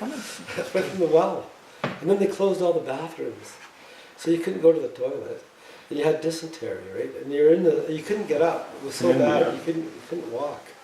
You couldn't get up to go to the bathroom, even if you wanted to. But I mean, you just had to just retain. And, well, you didn't have anything in your body. It's like, But finally, I mean, they had a dispensary there, right? But I just went over. I crawled over to their dispensary after 2 days and got a big pill and I ate it. And I was kind of okay for a little while, right? But you got so sick there. And all the devotees were sick. They closed the toilets because everybody was sick. So all of a sudden there was no bathrooms, and we were sleeping on top of the guest house, which was unfinished. It was just cement with rebar sticking out of the top, right? In Mayapur. In Mayapur. So, but it was warm there, so you just tied your mosquito net up, and went inside, right? That's the thing. There's so many adventures. I know. Well, the thing is, there was no place to stay there. Like I said, it was just cement. They just poured it. Still basically dry almost. I mean, wet almost. And then if you're sick, you're on the roof. It was like. So you would be sick. Would you still crawl to Oh the yeah. morning program? Well, you tried to. But the thing is, you could see Prabhupada coming down the stairs. But the thing is, you couldn't get up. You could roll over and offer your obeisances and then go back and just kind of lay there like this, right? Like try to see across and hear what he's saying, right? Because we were across the guest house is about quite a ways from the temple in Mayapur, right? But that was an interesting thing. And he'd always go with the sannyasis, and we went around everywhere. It was great, seeing everything, right? It was an interesting place, India. Then there was Bhakti Siddhanta's road, and you were in the place where Lord Chaitanya was born. It was thrilling. You didn't care if you died there. It was okay if you died in Mayapur. Kind of the goal, right? Kind of. But when you were sick enough, I thought that I was going to actually die. I figured that I had to go get help soon. But everybody else was sick too, so it was like nobody could really help anybody else because they were all sick, right? The people that weren't sick never had time. They were trying to get better, so they never really thought. You never really thought about anybody else because you're too busy trying to just keep it together yourself, right? But it would have been nice for them to send somebody around, like a nurse, and see if everybody's alive. Anyway, Check the troops. right. But I remember Prabhupada's sister was at the Mayapur temple too, and she'd hang out with Prabhupada. And every once in a while you'd see her, and she was like mini Prabhupada, the female Prabhupada. She looked just like him, right? Exactly the same, right? If you cut her hair off, you wouldn't be able to tell the difference. And she was always really happy, right? Because we were all like young guys, right? And she'd always, Hare Krishna, she was very nice, very humble, like him, just like him, just like him. Like Prabhupada's father, he imbibed in them like the devotion thing, and the sister was just like him, right? She could have easily been him, right? Oh yeah, the first time I was in Mayapur, we went there, and there was like a kirtan with Guru Kripa Swami, and all the swamis, right? To be a ISKCON Swami was big then, right? To be a sannyasi was like, oh, it's like a great thing, right? All the sannyasis always got like lots of respect because they were great, right? No, they were advanced devotees, right? And they were having this huge kirtan, and we were all like just so fired up. It's the first night there, and they had to stop the kirtan. Guru Kripa had to stop the kirtan. He said, "Okay, well, the kirtan's over now." He says, "Everybody go to bed." He goes, right? He goes, "We're going to have a big fight here." He said, "If we don't stop, it's going to turn into we're going to be uncontrolled," as if we were going to be uncontrolled. We were just enlivened, right? There was like 500 devotees there. Everybody was mad. It was just like it was mad. And I remember when Prabhupada came to San Francisco one time, we were all there, and we had gone down to see him in a bus in our traveling Sankirtan party, right? And we were down there, and all the devotees when Prabhupada came, we just there was at least 1,000 devotees at the airport, and they just like terrorized the place. There was just like a stampede of zoo animals, just knocking over all the chairs, and we all got like in big trouble the next day because we caused this big scene at the airport.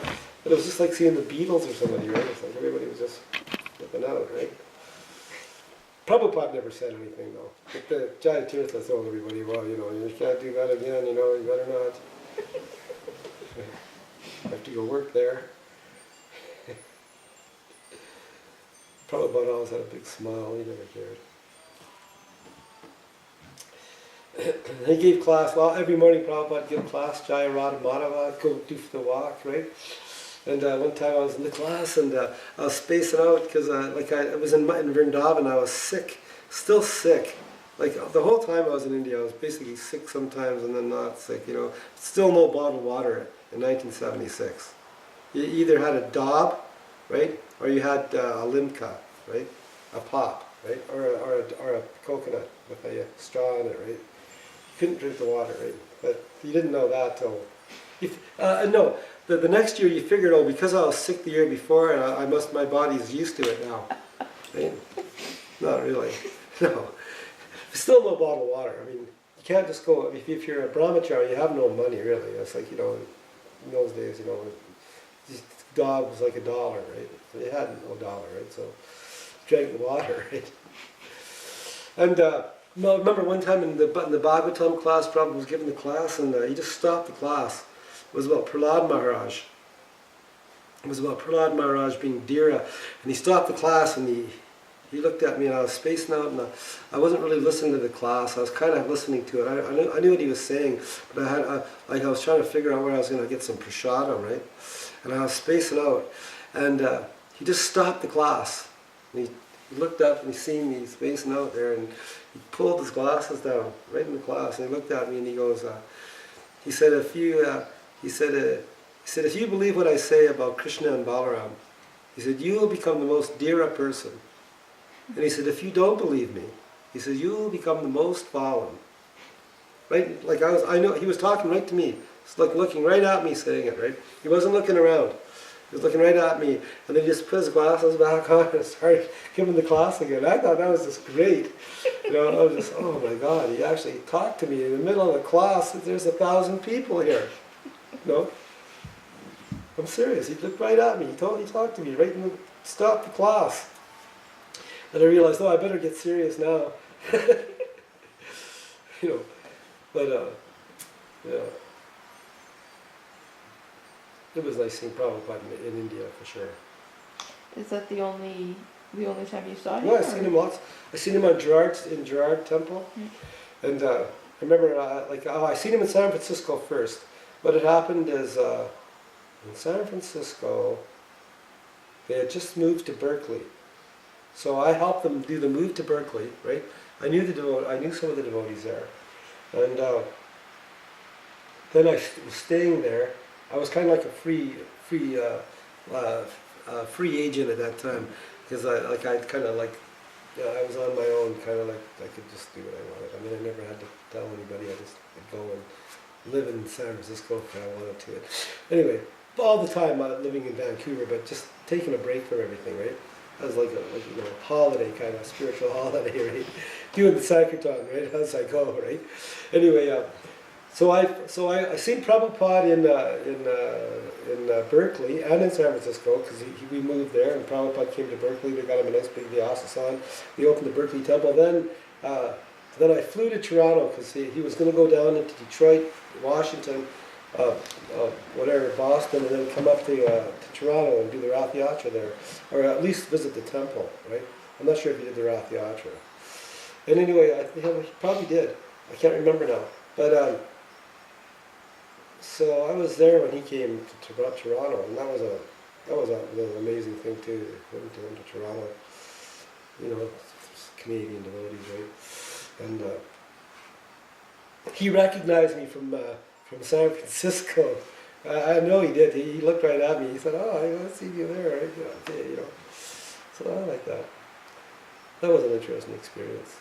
And then I had gone for a walk with Prabhupada in Berkeley, California, when we were there, and we were walking through the University of Berkeley, and you can still hear the class, and he's talking about civilization, everything, and then like in the tape you don't hear it, but at the very end of the walk, he stops and turned around to all the devotees and pointed his cane, and he said, "Civilization is finished."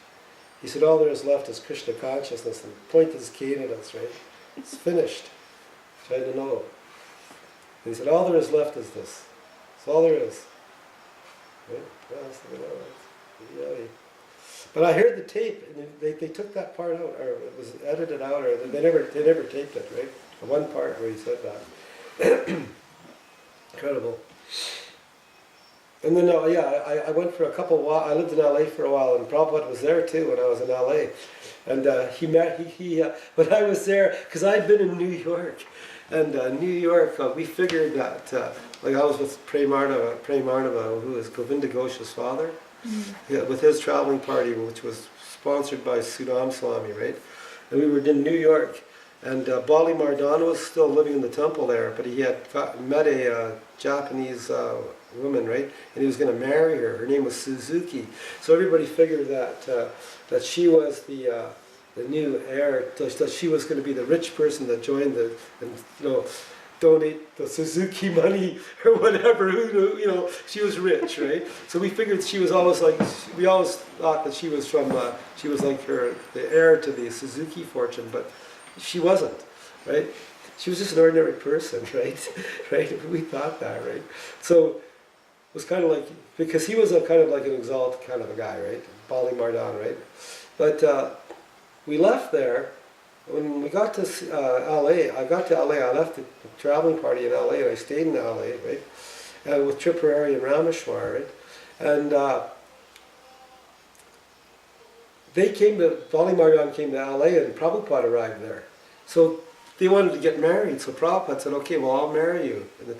And they had just, in the early days, they had the temple where the kitchen is now in LA, right? That was the temple room, right? So they moved into this new building that they had next door, right? They redone it, it was beautiful. So it was basically Prabhupada's first time coming to the new temple too, right? So he married Bali Mardana in this new temple in LA, right? It's a huge pomp festival, right? But basically it was like Prabhupada must have really loved his devotees, right? Because he's basically leaving, right? The Hare Krishna temple, right? He's having his send off, right? Because you never seen him after that. Kind of like gave up his sannyas, and that was it, right? But Prabhupada gave him a beautiful wedding, and it was great, and beautiful deities, and Prabhupada would give a class every morning there. I think he really liked LA. Prabhupada did. It was a very opulent place, Dwarkadish, right? Dwarka, right? And Karandar was the temple president there, and he was just kind of like a big guy, and he was really nice devotee, right? And these people were Prabhupada's like personal, best devotees, right? And Jayatirtha was there. He was also Prabhupada's one of Prabhupada's favorites, right? And it was very interesting. There was politics because, the Siddha Swarup group, right? Mm-hmm. He didn't want his disciples to associate with Prabhupada's disciples, right? And he didn't recommend them to get initiated by Prabhupada either, right? And I only seen him I actually went to Hawaii and seen him there. And well, actually, one of the first time that I actually realized that perhaps Krishna was God was on a Jimi Hendrix album, and it was the last album that he actually ever did before he died. It was called Rainbow Bridge. It was an obscure album. I don't think it was big, right? And on the inside of the album, or the back of the album, there's a picture of devotees holding, like Hawaiian devotees, probably his devotees, Siddha Swarup's devotees, holding a picture of Krishna, right? Gopal, where he's got the calf, and the calf's looking up, and he's sitting on the rock, the famous one. I said to my sister, I had the album, I said, see this picture here, right? This blue person in the picture? I said, I think that's God, that picture, that person. So I told her. No, she couldn't understand it all, right? But that's what I think. I think that's that. When was that? That was like 1970. That was way before. It must have been like 1972, early 72 when that album came out. When did Jimi Hendrix die? Do you know? I don't know. Because that album, he had an album called Rainbow Bridge, and on the back of the album, they had a picture of devotees chanting on this hillside in Hawaii, with a picture of Krishna, right? The Gopal picture where he's sitting on the rock, and it's that famous where the deer is there. He's got the deer. Mm-hmm. He's holding the flute. I told my sister, I said, I think that's God, that person there. She just didn't understand that at all. I said, that's what I think. I said, well, why would they be holding a picture? I mean, it's an ancient Indian picture. Who else would it be? Why would they have any interest in holding some picture? I mean, look at them. What did your family think when you joined? They don't. I don't think they ever. I mean, my mother and father were like old timers, right? Like they're like from out of the 40s, right? They, I mean, I don't think that they. I mean, they didn't. I never had really a really strict upbringing. Like I never, my mother never said, well, you have to be home at 7 o'clock, right? I just came kind of when as I pleased, right? I never really had a curfew, there wasn't anybody like my mother wouldn't. I mean, I would just go home. I never had to have a curfew. I would just naturally go home. I liked being at home, right? I never was bad. I never wanted to have the cops at my house, so I never really did anything wrong, So they never had anything to worry about, right? So they never really imposed a martial law on me ever, right? It's just that they were old timers, and you had to like I told you when my father was a kid. The only way to get home from Vancouver is go over Mount Seymour in a bloody wagon. And there was no highway. There was no freeway. Just nothing. Vancouver was small. It was a bunch of little cones with smoke, like mills, along the Fraser there. That was all bog land where the temple is now, just trees. It's only 300,000 people in the whole Lower Mainland when I was a child. There was no freeway, no highway, 99 or 1, whatever it is, right? No, none of that. In one sense, Vancouver is a new city. Yeah, in a lot of ways. In a lot of ways, it's a city that just. It's a perfect city to be to get modern, right? Because it was right on the coast. It was a beautiful city. Like when I was a kid, there was nobody living on North Vancouver. It was the whole of all the mountains there. It was just no houses. It was an amazing place. Hardly any people. It was a great place to grow up. Really. I remember there was wood sidewalks when I was a kid. Now they got cement everywhere, right? Now in those days there was no cement. I remember when they first started putting cement in with the round curbs. Before there was just a wood curb before, made of wood, and you stepped down onto the gravel. We had streetcars in Vancouver just before the 50s, right? when I was a kid. I don't ever remember seeing one, but I remember that the tracks were all there in our neighborhood. So all the when you have tracks for streetcars, it was like bricks. The tracks we put, the streets were all bricks, right? Oh, like the cobblestone? Yeah, cobblestone, right? But bricks. They were just bricks. And then the train tracks were on the bricks, you know. And then later on they paved the bricks, right? But still kept the train tracks. You know, they just left the train tracks there because it was too expensive to pull them out, right? They just paved over the brick, right? So, Vancouver was a lot like San Francisco, but smaller. Beautiful, beautiful, beautiful city, right? Right? Great. And just good. I think Prabhupada came to Vancouver for us, just a stopover, right? It was a stopover. He didn't get off the plane, or if he did get off the plane, he just came out to the waiting room. And, that was before there was a temple there, I think. Remember, there was always small temples there, never anything big there. Yeah, I have vague memories of your father mentioning that. Exactly. Somebody wrote out and gave him some prasadam or something. Yeah, Ananda. Ananda? Yeah. Oh yeah, for sure. Yeah. To Vancouver. I'm doing, you don't do LSD when you're living in when you're leading the Hare Krishna movement. Okay? That's about Jai Tirtha. Yeah. Yeah. You just don't do it. It's not the thing to do. It's like find another avenue, right? But he did it. But after that, it was like I had a friend that was part of that, right? And he was in England at the time that Jai Tirtha was told to leave, right? That was thrown out, right? And there was a big fight in the temple in Bhaktivedanta Manor. Big fist fight with the devotees. A major war. They were because Jai Tirtha's disciples wanted to take all the food and everything, right? And the other devotees that were going to stay there told them, get lost. And so there was, it was just like something out of, it was horrible. So they all went and lived outside the temple. And then after that all kind of calmed down, Jai Tirtha left, went back to California, lived there. And then came here to Victoria, out of Victoria, and lived there. Started the Peace on Earth store. I used to call it the Peace on Earth for everybody but me store. Because it's just too hard. Like those people were too far out of it, right? And he'd have this little program every Sunday where he'd come right and no, super intelligent devotee still, but just mad.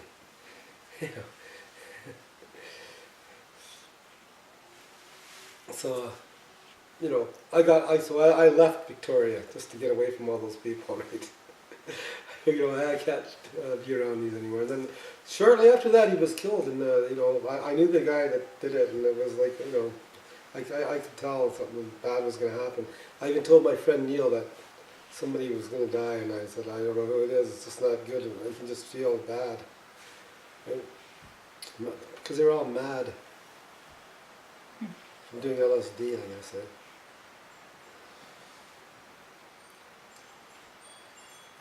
Not good, that part. So, Which years were that? What was that? Was the years? That was like 19, okay, let's see, 77, 1880, 82, 84, it must have been around 1980. He moved there in 1986 or 85. 86, I think. Yeah, 86 to Victoria. That's when he came, right? He just kind of moved in and set up shop there, right? Yeah. I remember he was coming, I was leaving my wife, right? Leaving the house, and he was coming to live there with his little entourage. You were going. I was leaving. He was coming. I passed him on the sidewalk, while I was going, he was coming. Right? It was amazing. It wasn't good. But I guess Krishna wanted to be that was it for the grihastha life, right? So, yeah.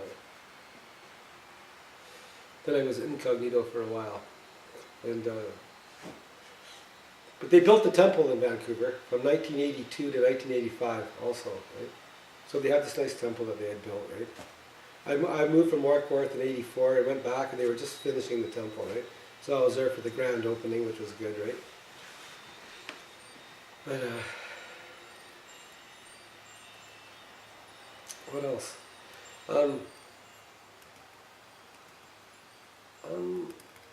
Yeah, just like basically just that was a nice temple, and then a lot of East Indians started coming to Vancouver, right? And then the population of the Indians grew, and they eventually just started coming, you know, and then they grew and grew and grew, and then they just started like giving donations and becoming part of the community, and then that's what you have now, right? But in the beginning, there was no East Indians at all, right? We had one treasurer on 16th and Burrard. His name was Rajarsi. He was like from South Africa. He was an East Indian, but from South Africa, right? And he was the accountant, right? And he took some money when he left, right? So it was like, you know, Bahudak, and there was always lots of politics in Vancouver, right? Like there was always like a race to see who was going to be the temple president for the longest, or you know, somebody else wanted to be the temple president, so there was always, it would be like a bucking bronco kind of a thing. One guy get bucked off, the other guy jump on, and it was just, it was like mad. It was too much politics for a small place, right? But all the temple presidents were good, you know. Whoever got there to be the president, got up there, they were always really nice. It was all, you know, it wasn't hard working under them. It was just that the politics were big and when at the top there. And Pajabli came and she immediately got into it, and it was like all the time like this thing going on where we'd have Rochan as a president, then Bahudak. Then Balakrishna would be the president, then Bahudak. And then Prabhanu came and was the president, then Bahudak. And then they'd try something different, like Balakrishna would be the president, right? And it was just too much, right? But for the most part, Bahudak was the temple president, right? Of Vancouver temple, right? And Rochan would come every once in a while and be like the you know, like when when you're in school, they have like a teacher that comes and takes the real teacher's place for a while. The substitute. Substitute, yeah. He was like the substitute temple president, right? But you know, we still did a lot of books. So, like one year we were the biggest temple, the biggest book distributor. We got our temple on the front of the Back to Godhead magazine. Like we did over like 1 million books or something. Which year was that? I'm not sure. It was probably like 75 or 76 or something like that. Probably was still here, right? But I was having my epiphany when I was, remember before I moved to the temple, right? Before I joined, right? I had the epiphany with my friends that I told you, remember? One of the things I had the picture of Krishna and Balaram was above my kitchen table, right? And when I looked up at the picture was alive, right? Like, it was just like looking at Vrindavan. It was like looking into Vrindavan, the picture. Because it's like, you know the old picture of Krishna and Balaram in Vrindavan on the Krishna book, right? So like I could never figure out really what was going on in the picture, except there was Krishna was standing there with his brother, right? And the cow was there, right?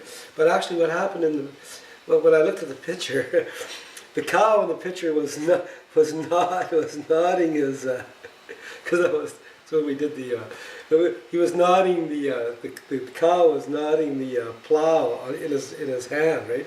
Moving it back and forth, and the ribbons were moving on her face, right? And I thought, oh, this is just like crazy, you know. How can I be seeing this? It's like this was, you know, because it really wasn't like it wasn't like I was hallucinating all over the place, right? It was a very controlled thing. It was like a very deep thing. The conversation on the subtle plane that I had with these people had nothing to do with this material world at all. Had nothing. I mean, like these people. Oh yeah, I had a friend there. My friend Alan Laird, he had been my friend since I was a kid. I grew up in Vancouver, right? He'd been in my same neighborhood, and he was there. He never came to my house, but he was there. And during this little séance, right, this little talk on with no words, on a meeting of minds, you might say, right? You know, basically, you know, through, I was channeling something, right? And I told them that, Krishna, is God and Radharani, Krishna and Radha, right? And my friend Alan Laird, I didn't know that I was like how intense the communication was with this thing, right? It never ever happened to me before. It was a new experience, but it was all about Krishna, and these people were all there to be part of that, right? And my friend Alan Laird got up and he said, "I don't believe this." And he just walked out the door. He said, "I can't believe it," he says. Well, I was having a hard time believing it myself because I didn't know anything, right? So it's like, it was kind of like new, but it wasn't new. Like, whatever I was talking about, whatever the ESP thing was going on with those other people, right? My other friends, and him too, was a well-known thing, right? About Krishna. It was well known. It wasn't a new thing. Well, I knew it all, right? But when I wasn't, on that, when the drug wears off, it wears off too, right? So all of a sudden you're back to maybe I'm not quite sure, but during that time there was no doubt about it, about what was going on, right? It was just like, it was a no-brainer that, okay, this is the way it is. And so basically, like, that's what I had to have happen for me to become a Hare Krishna devotee, because I just didn't have enough proof, or enough information, or enough shraddha, like faith, spiritual faith. I had none, nothing, right? But I had some from whatever period. I'm positive that experience I had with those people, right, that night was definitely from a previous lifetime, from a situation that I had already been in before, right? Like a new, from a previous life, and I was just, that's where how I got the information, I don't know, right? Or whether it's always there or whatever, right? But very, very interesting. And they were probably just as shocked as I was, but it was good for me because I was trying to find the truth, right? I was looking, right? And it's like, I was trying to find it, and I didn't think that I was going to ever get it, because I could never understand anything in the books. I could never read. And then I had that epiphany, right? And that motivated me to join the Krishna conscious movement, right? I said, okay, well, I'll do it. I'll do it. I'll surrender, right? I can understand the surrender part. Bhagavad Gita talks about surrender. As they surrender unto me, I reward them accordingly, If you do not surrender unto me, all about surrender. The whole book, it's about Arjuna surrendering to Krishna, just fight for the sake of fighting, all that. So I can understand the surrender part, right? And I like Santana. You remember he did the album Love, Devotion, and Surrender, right? All that. So I kind of understood surrender, but I never really knew what surrender was. And then I realized what it was. Like, you have to, serve Krishna. That's what surrender is. Don't serve. It's like, just change your life, right? Right? You have to. That's what surrender is. Just give up your life for Him, right? But that wasn't hard. That wasn't hard. I mean, I wanted to, right? I wanted to find the truth out, right? So, it was a good thing to do that. But I never ever wanted to do it again. Like, I'm the kind of person, like, I was never ever like, I never really thought that drugs were like good, right? But I thought that, okay, well, like, I'll go out on, like, I always thought taking drugs was like going out on a limb, and it is. It's not like it's not really, I mean, it's hard to be recreational with that, it's very dangerous, right? The drugs are dangerous, right? Let's face it, things can happen. People go mad, right? So when you take them, there is a chance, that you won't be able to, recover, right? So it was a gamble, right? But I wanted to look. I had no choice. I had to do it because it was, Krishna wanted to show me something through that. I said, okay, I'll do it. And he did, and I learned, right? Incredible experience. Seems like you've had a lot of incredible experiences Lots. involving Krishna and Balaram. Like Srila Prabhupada saying, if you don't... That's right. Krishna and Balaram, right? And during the Epiphany, those were the ones, right? And then I got the book. Remember the Bhagavad Gita I had before when I was living with my parents, right? My father came home from work. That was a couple of years later. I mean, like all glories to Sri Guru and Gauranga, and I didn't have a clue what that meant, but I remember the handwriting. It was really nice handwriting, right? And my mother had really nice handwriting, so I knew how people wrote. They were really intelligent, right? It was really nice, you could tell, you know. And I thought, okay, I'm going to remember that, all glories to Sri Guru and Gauranga, because I didn't know what it meant. And yeah, it was just like, and then I realized finally I got it, right? I got the truth now. Now I can surrender, and I don't have to worry about it, because I know this is what Krishna wants me to do, right? So through my whole devotional career, basically, that was always my thing, because I always knew that Krishna wanted me to do it, right? Just from that, you know, not only from my whole life experience, but like, I mean, Krishna wants all souls to come back to the spiritual world, right? He wants everybody to know him, right? That's what he wants. Like he likes people, and he likes his parts and parcels, right? So he wants to do something like that, right? It's not a big thing, not a big deal. He's more than obliged to have us come back there. It's just that, you know, how to convince us that this is the way, okay? Right? How do you do that? How do you convince somebody that knows nothing? You have to go shake hands with him? He's not about to do that, but I mean, practically, you know, it's like he can. He can. Whatever he likes, he can do. But anyway, so there was never really any doubt in my mind that I was doing the right thing, right? It's just that I just didn't know very much to I could never sit and give a class because I just didn't know anything, right? But I could understand that, you know, I was doing the right thing and this was the right path, right? And it was a real path for peace and love, right? Because they talked about love for Krishna, and I was thinking, yeah, when you love something else, it's temporary. You know? So you love Krishna, it's forever.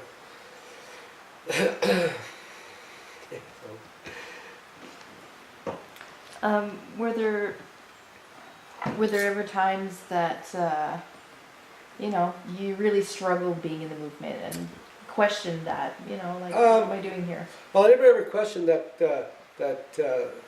Krishna wanted me to be there, right? And the thing is, like I read a lot. After I learned the philosophy, I really liked reading Chaitanya Charitamrita. I used to read the Krishna book all the time. They were just great. They would keep me enlivened, right? When you're doing Sankirtan every day, you can't go on every single day. Like I did Sankirtan every day, 5 days a week for 4 years. Every day, right? So you have to not bloom. It's difficult, right? So I mean, I tried to get behind the philosophy as much as I could, so I could have it as my shelter, right, from doing that, right? But it was hard, and finally I had to leave because the politics got. I mean, new people were joining, right, and you know, it's just like you know, it was basically time to move to do something different in my devotional career, right, in my devotional life. So I got married. It's a perfect thing, right? And how was that arranged? Was it? No, it wasn't arranged. I just left, and my ex-wife was she had looped, so I just went and saw. You know, I went and seen her and tried to link up with her, and she, you know, it was, you know, it was one of these kind of things that I basically, you know, kind of forced to happen, right? Krishna said, "Well, I guess you must have thought, well, if you must, okay, I'll you know, like, okay, here, I'll try to make an arrangement for you, but you're going to have to do most of it on your own, right?" So it was like basically my thing, right? But, you know, I don't think it was, you know, but anyway, you know, it's always a complicated situation with marriage and all that, right? Anyway, that relationship lasted about 9 years, but it fell apart really in Warkworth. The relationship was over, and I was just like my friend Dharma Pran, you know, he had a stroke in Toronto, and I remember going to see him at the hospital, and he was laying in the bed there, and I thought he was going to die, okay? But I figured, okay, well, because we used to always talk about the Beatles, he liked the Beatles, so I took my Walkman and put the Beatles on while he was in the coma or whatever, and he said that he remembers it, you know? And you know, and I was getting depressed at that time, and I was trying to phone Newbern and I was depressed because I thought that like I was living out here in Ontario, right, and it was difficult to make money. There was no work. You know, your father must have suffered there too. Eh? There was no jobs, and it was just like the people weren't, you know, you didn't know, and like the devotees were nice, but it was just difficult. They were difficult devotees kind of too. You know, you had different things going on, you know, and it was just like, and I just wanted to just be a farmer, but I was too depressed to really do anything. Right? I did do farming, but I just had to get out of there, right? And then after that incident where they were throwing the eggs at the temple, I just said, okay, well, you know, like Krishna definitely wants me to get out of here. So I put my place up for sale and left. As soon as I got back to Vancouver, I immediately improved. Immediately, 100%. I was just back to normal, right? So I was glad to get back to Vancouver, right? But I'd go to, I had my own candle factory in the back of my house. I'd carve candles, and I'd go to Peterborough every day and sell them, right? Right? It was okay. But it wasn't like a community like here, right? Or it was an odd place. So when did you come to Saranagati? Oh, I came here in 1985. First time. So you pretty much. I didn't even know they were going to buy the place. I never even knew that they were looking at the place or buying it. Nothing, right? I don't think that I had such a great relationship with Bahudak. I mean, I don't even know if he ever even like. In the end, I don't even know if he, you know, even liked me at all. I mean, I never ever heard from one person the whole time I was in Warkworth from Vancouver.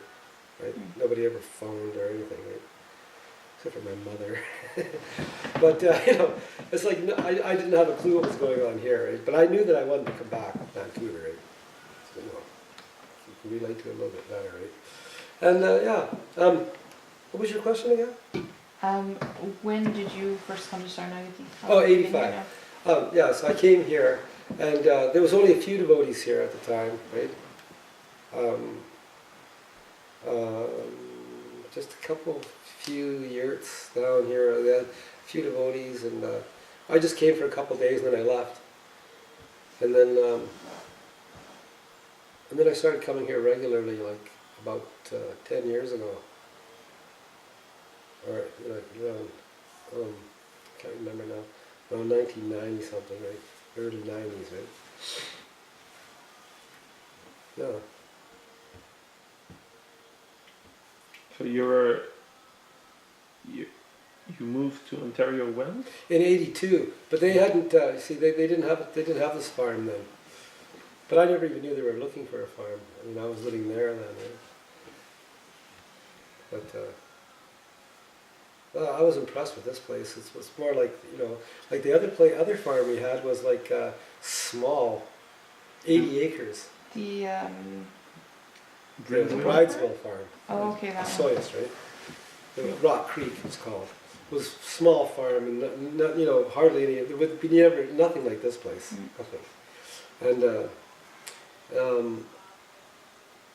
you know, it was high up, and it was like, you know, when I went there after they had all left, it was like a ghost town there, and there was all this wheat growing, and you could see the, like, you know, when wind goes through the wheat, you know, I'd never ever seen that before because I never grew up in the prairies.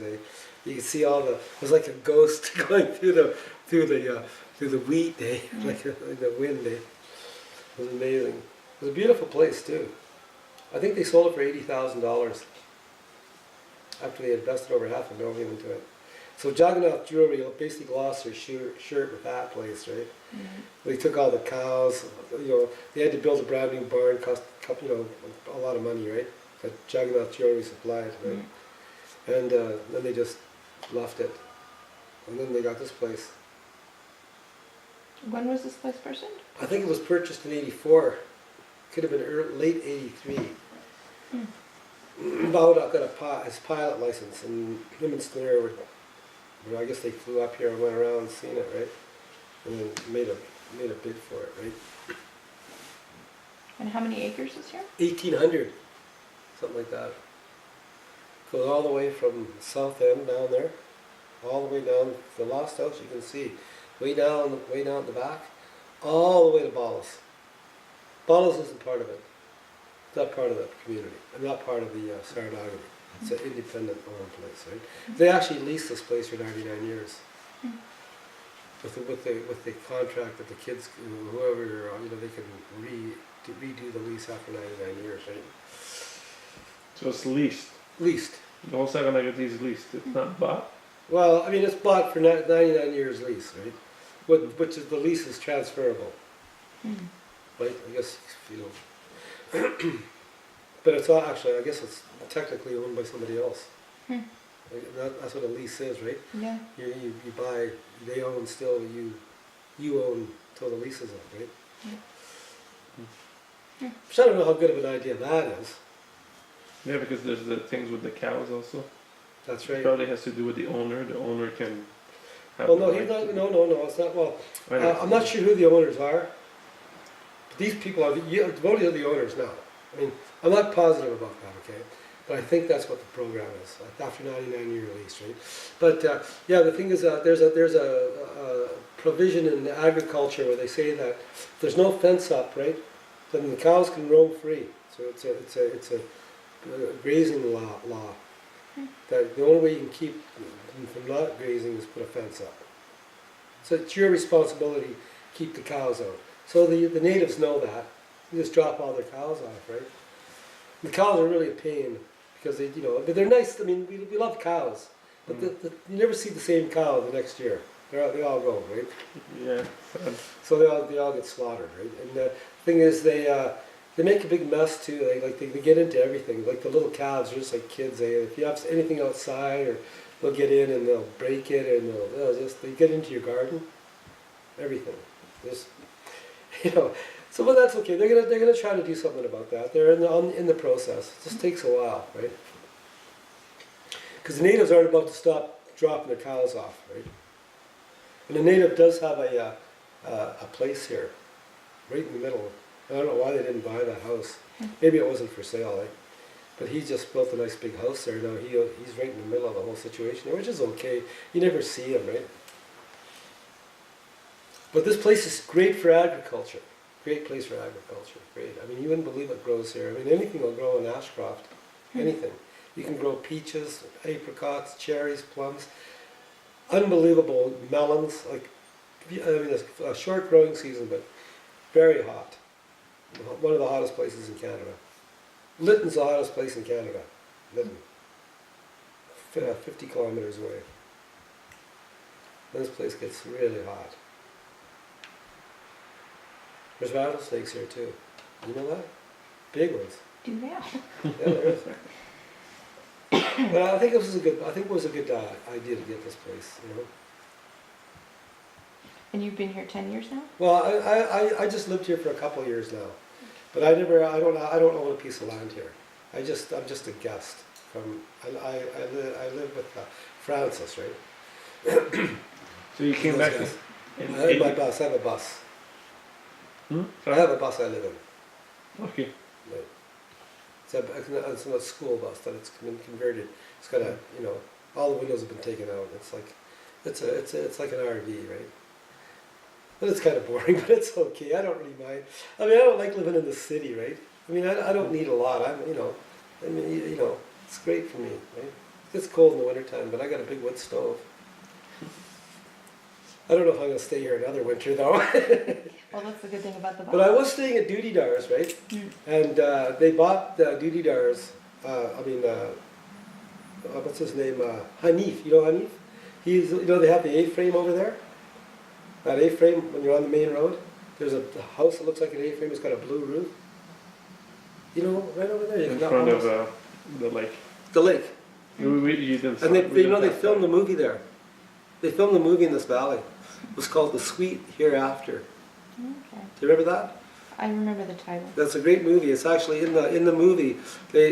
Throughout the whole movie, they tell the story about what's his name, the Pied Piper of how Hamlet. where he took all the kids and then took them into a cave. And the one little kid, he was injured, he couldn't go in, right? So that was it. That was a great movie. You should watch it sometimes. And that house is in it. Mm. That was where they lived, right?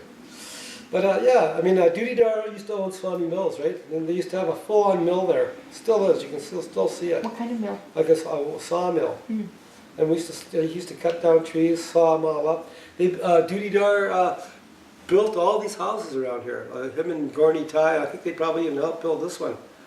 Like, like most of these houses were built by these devotees. Like it used to be, Swami Mills used to be the center Yeah. of the The community. The hub, because of the Swami there, they would have the morning program That's there. right. There was the sawmill, Sawmill.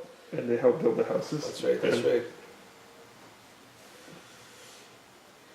Yeah, and then that all just, and then, like, things just changed, and then, that Duty Dar sold it, and then he moved to Victoria, or Vancouver Island, and now Hanif owns it, right? And Hanif went to Pakistan, right? So it's like... he's the one with the Western wife. yeah, Yeah.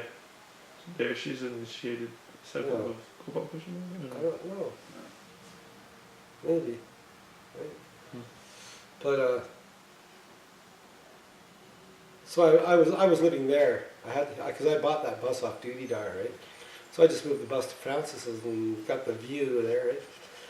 But so now but he's a real guy. He's a real farmer, Francis. Like he can really, he knows what he's doing. Like he lived in Karamias and he grew all the vegetables and Hawaii. fruit. Just like the real deal, right? And Balakrishna's got his farm too.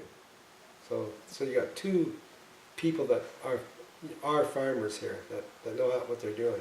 So you were here because you were attracted by the farming. I like it, yeah. I like farms. I think they're good. Prabhupada liked them too, right? New Vrindavan was a nice farm. It's just that people went crazy, It's a material world. Kali Yuga. Kali Yuga, yeah. But There was 88, 85 you came.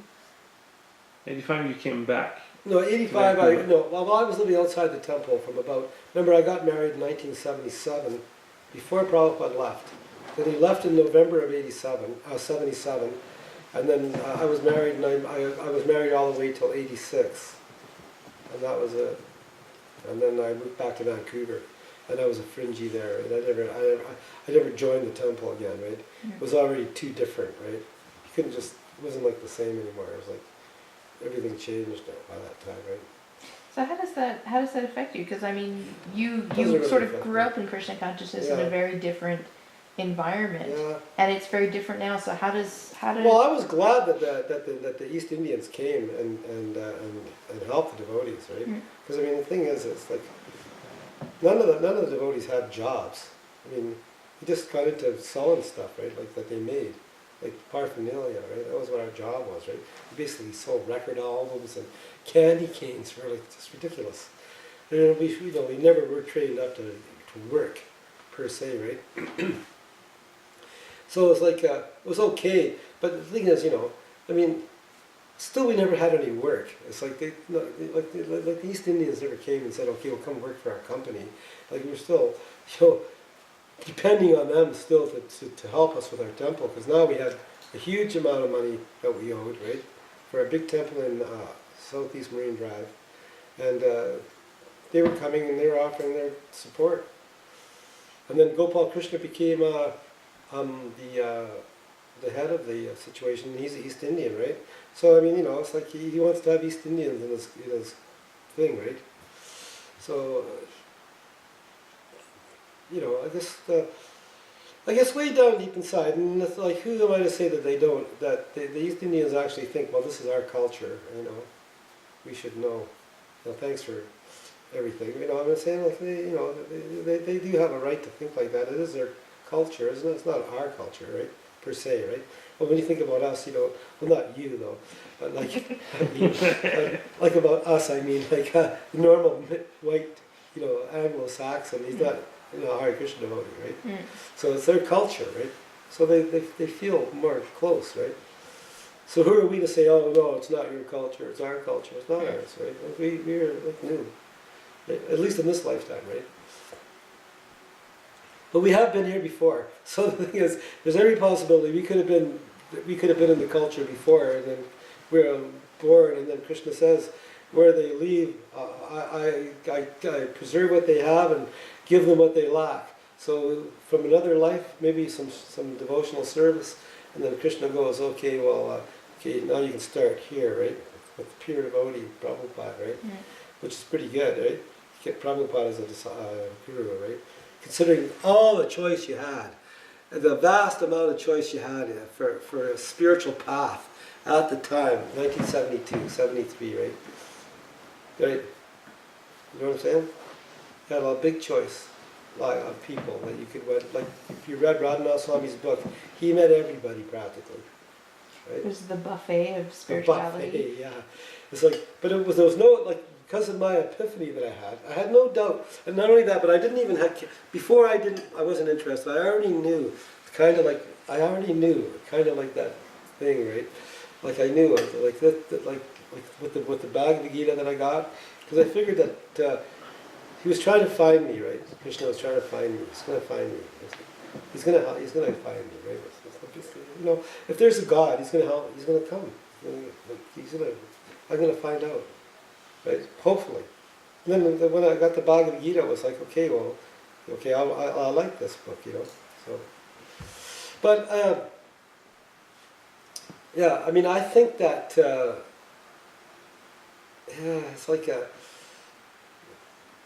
I don't know what to say about how I feel about now. I mean, I guess I can't really care that. I mean, it's not like I don't care. It's just that I just don't know I don't know how to react to it, because it's like what people do is none of my business. Like, I mean, you know.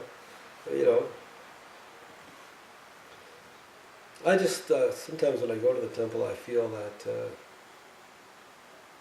you know, just weird. I just feel weird sometimes when I go there, because I just feel like I'm like, instead of being the Hare Krishna movement, I feel like I'm going to the Hare Krishna movement. Right, you know, like instead of being the situation here, that you're again a visitor to the situation, but you're not. You know, they're the visitors. They're the visitors. We're the devotees. Like, like we have Prabhupada. I mean, we're not trying to, like, it's not like you're not trying to be puffed up. It's just that it's a fact. You know, it's like Krishna. You know, like like through your spiritual master, you know as much as anybody else. More, right? You have to. He's a pure devotee. Right? Even if you know half of what he knows, or what he's been saying, you're fine. Right? It's just that, like, when I came to Krishna consciousness, I knew nothing. I was a perfect person to take to it. But if you know something, you come. You bring you can bring a misconception in, right? And then your misconception, because it's not right, can affect the whole thing, right? So if you have somebody that's, like say a Hindu, right? Like they have a way to do things, but it's not the way that pure devotee does it, right? But it's been done so long that they just do it naturally, right? You know, I can't explain how.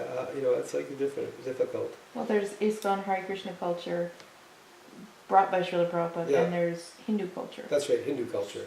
That's right. I remember when we were living on 16th and Burrard, they had the Hindu parashad. I never went there. I never wanted to go there because I didn't think that they were the same. I mean, I wasn't thinking I was better than them, right?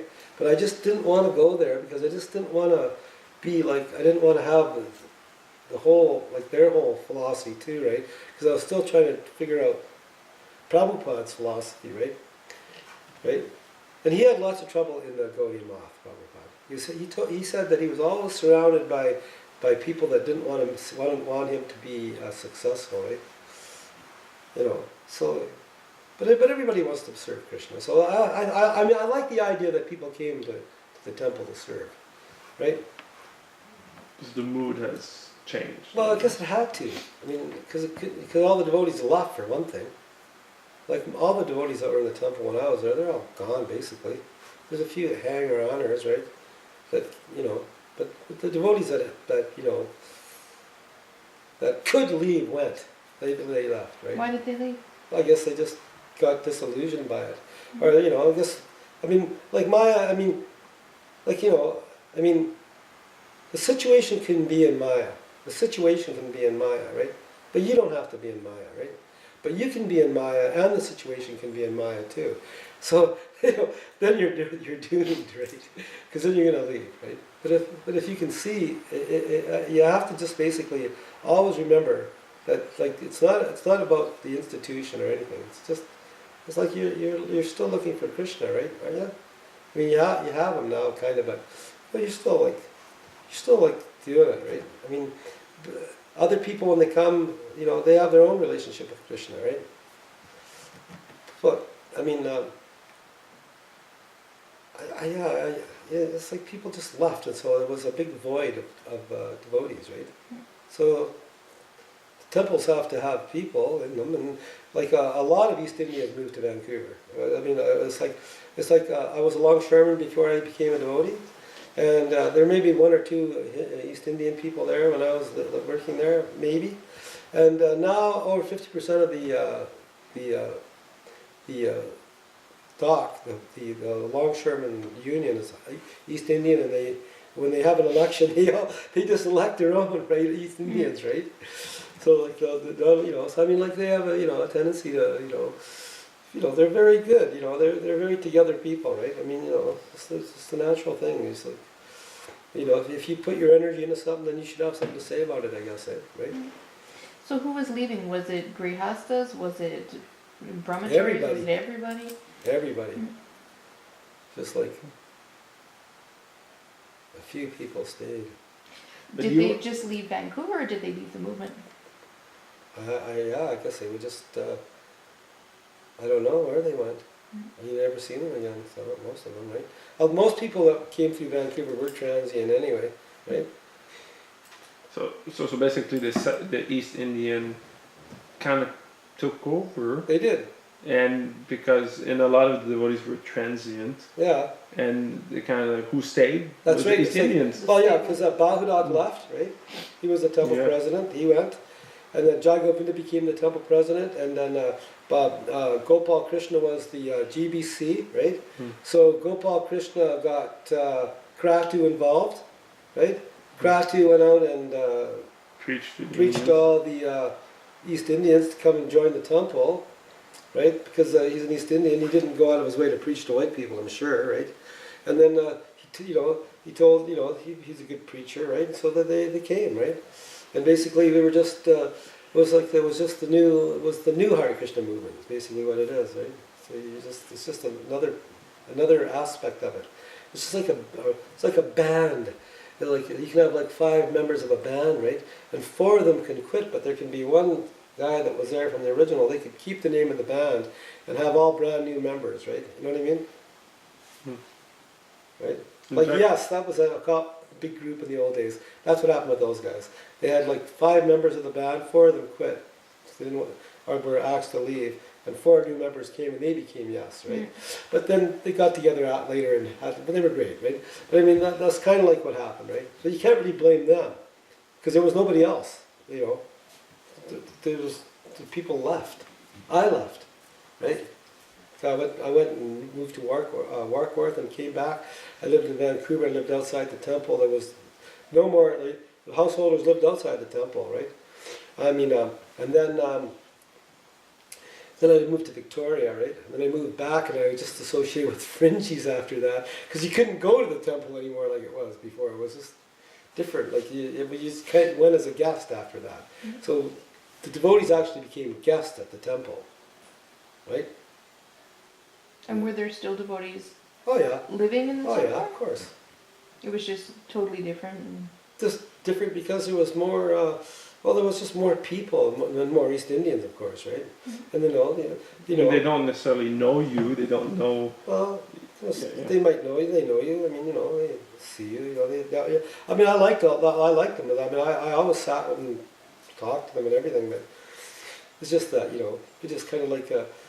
It was like they were preaching to the Indians. Like the whole temple would be full of East Indians in the Sunday feast, whereas before it would be all white people. There was no East Indians, right? So it was a totally different situation, right?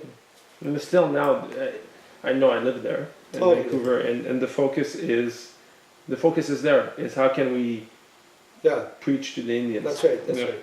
What's the ratio like now? Well, it's like over the top. 95% Okay. Indians. Yeah. It's not like other places. Well, and that's happened in a lot of temples. The Prabhupada wanted them to come to Krishna consciousness, you know. Hmm. But, you know, I mean, this, like I said, when I first came to Krishna consciousness, you couldn't look in the kitchen. You couldn't look in it. Yeah. You couldn't see and smell. There was nobody can look in here. You have to be a Brahmin to look in here. Yeah, this is for Krishna, this is, you know. That was before the deities were even installed, they had that rule. Right? And so you felt there was some standards that got Well, changed, because I guess the temple was so big and, you know, was just, I think it was a little bit better actually, to tell you the truth. Except, I just don't think, you know, I mean, they were trying to save money and, you know, more people were coming. And all of a sudden, instead of having like 150 people or 100 people at the feast, you'd have 350 people, right? 200 people, 300, right? So you can't cook ghee for 300 people every day, right? So the needful was done. Huh? The needful was done, yeah. So they just started, you know, making the prasadam like sabji and rice, and nothing cooked in ghee, maybe chapatis, and everything cooked in oil. yeah, Right? eventually they changed it back to ghee. Somebody In took Vancouver? Yeah, somebody took. No. I don't know. Serious? I don't know if it's still happening, but somebody took over the kitchen Oh. and he made that rule, and he cooked everything in ghee. The price went up, but everybody saw the quality go up, Oh yeah. and he had all this before they had. I didn't know that. Before they had problems with the sponsorship of the feast, but when he took over the kitchen, all the ghee, like they were ready to pay the price for the quality. All of a sudden, the feasts were getting sponsored because Right. the quality was so good. Oh great. Though the price went. Oh great, great. So yeah, the price doubled. But you know, But- it was great. It's But like people wanted to it's pay. healthy. Yeah, Like we were like a healthy group, right? people were happy to provide quality. Great. I mean, I think that it was great that the Indians came because it was hard for the devotees to have all that burden of the temple, like The financial. financial part, right? You know, but they did make a lot of money. You know, they were very you know, they had that candle factory, it was going all the time. They had like 40, 50 people they employed, $10 an hour, carving 6 candles at a time. You know, they were doing it, right? And then they went to the paintings. They did huge with the paintings. I mean, Krishna had given us a lot of mercy, right? They made a lot of money.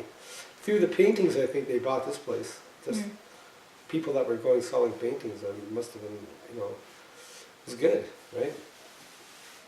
And then more people were coming, like the East Indians were sponsoring the Sunday feasts and, you know, coming and having their weddings and all kinds of things. It was just, you know, better, you know. But, you know, it's like kind of like the Hare Krishna, you know, you kind of like, it outgrew me, right? Kind of like, you know, just like, but I mean, I still like going to the temple and all that, but instead of like us cooking the food for the Radha-Krishna, you know, you go to the temple, there's 40 East Indians cooking it now, right? So you're not like doing the service, you know. You're just a participant, right? You know, you try to, like when I was there, I made the tomato puree, right? Which was good, but, you know, it wasn't the same as before where you'd be like fired up because you'd be part of it. Like, it's just kind of just, you know, a light thing now, right? Like you're just a participant, right? I don't know, I can't explain it. But because you were the movement before, you Before, yeah, it's were like making things happen. That's Now right. you take part in what happens. Yeah, that's it. Yeah. It's like, yeah, you just basically, yeah, it's exactly what it is. But I mean, how can you complain though? Because you don't have any right. You don't right to complain, do you? I mean, you can't say to them, "Oh, you're doing something wrong." They're doing their devotional service, right? But you know,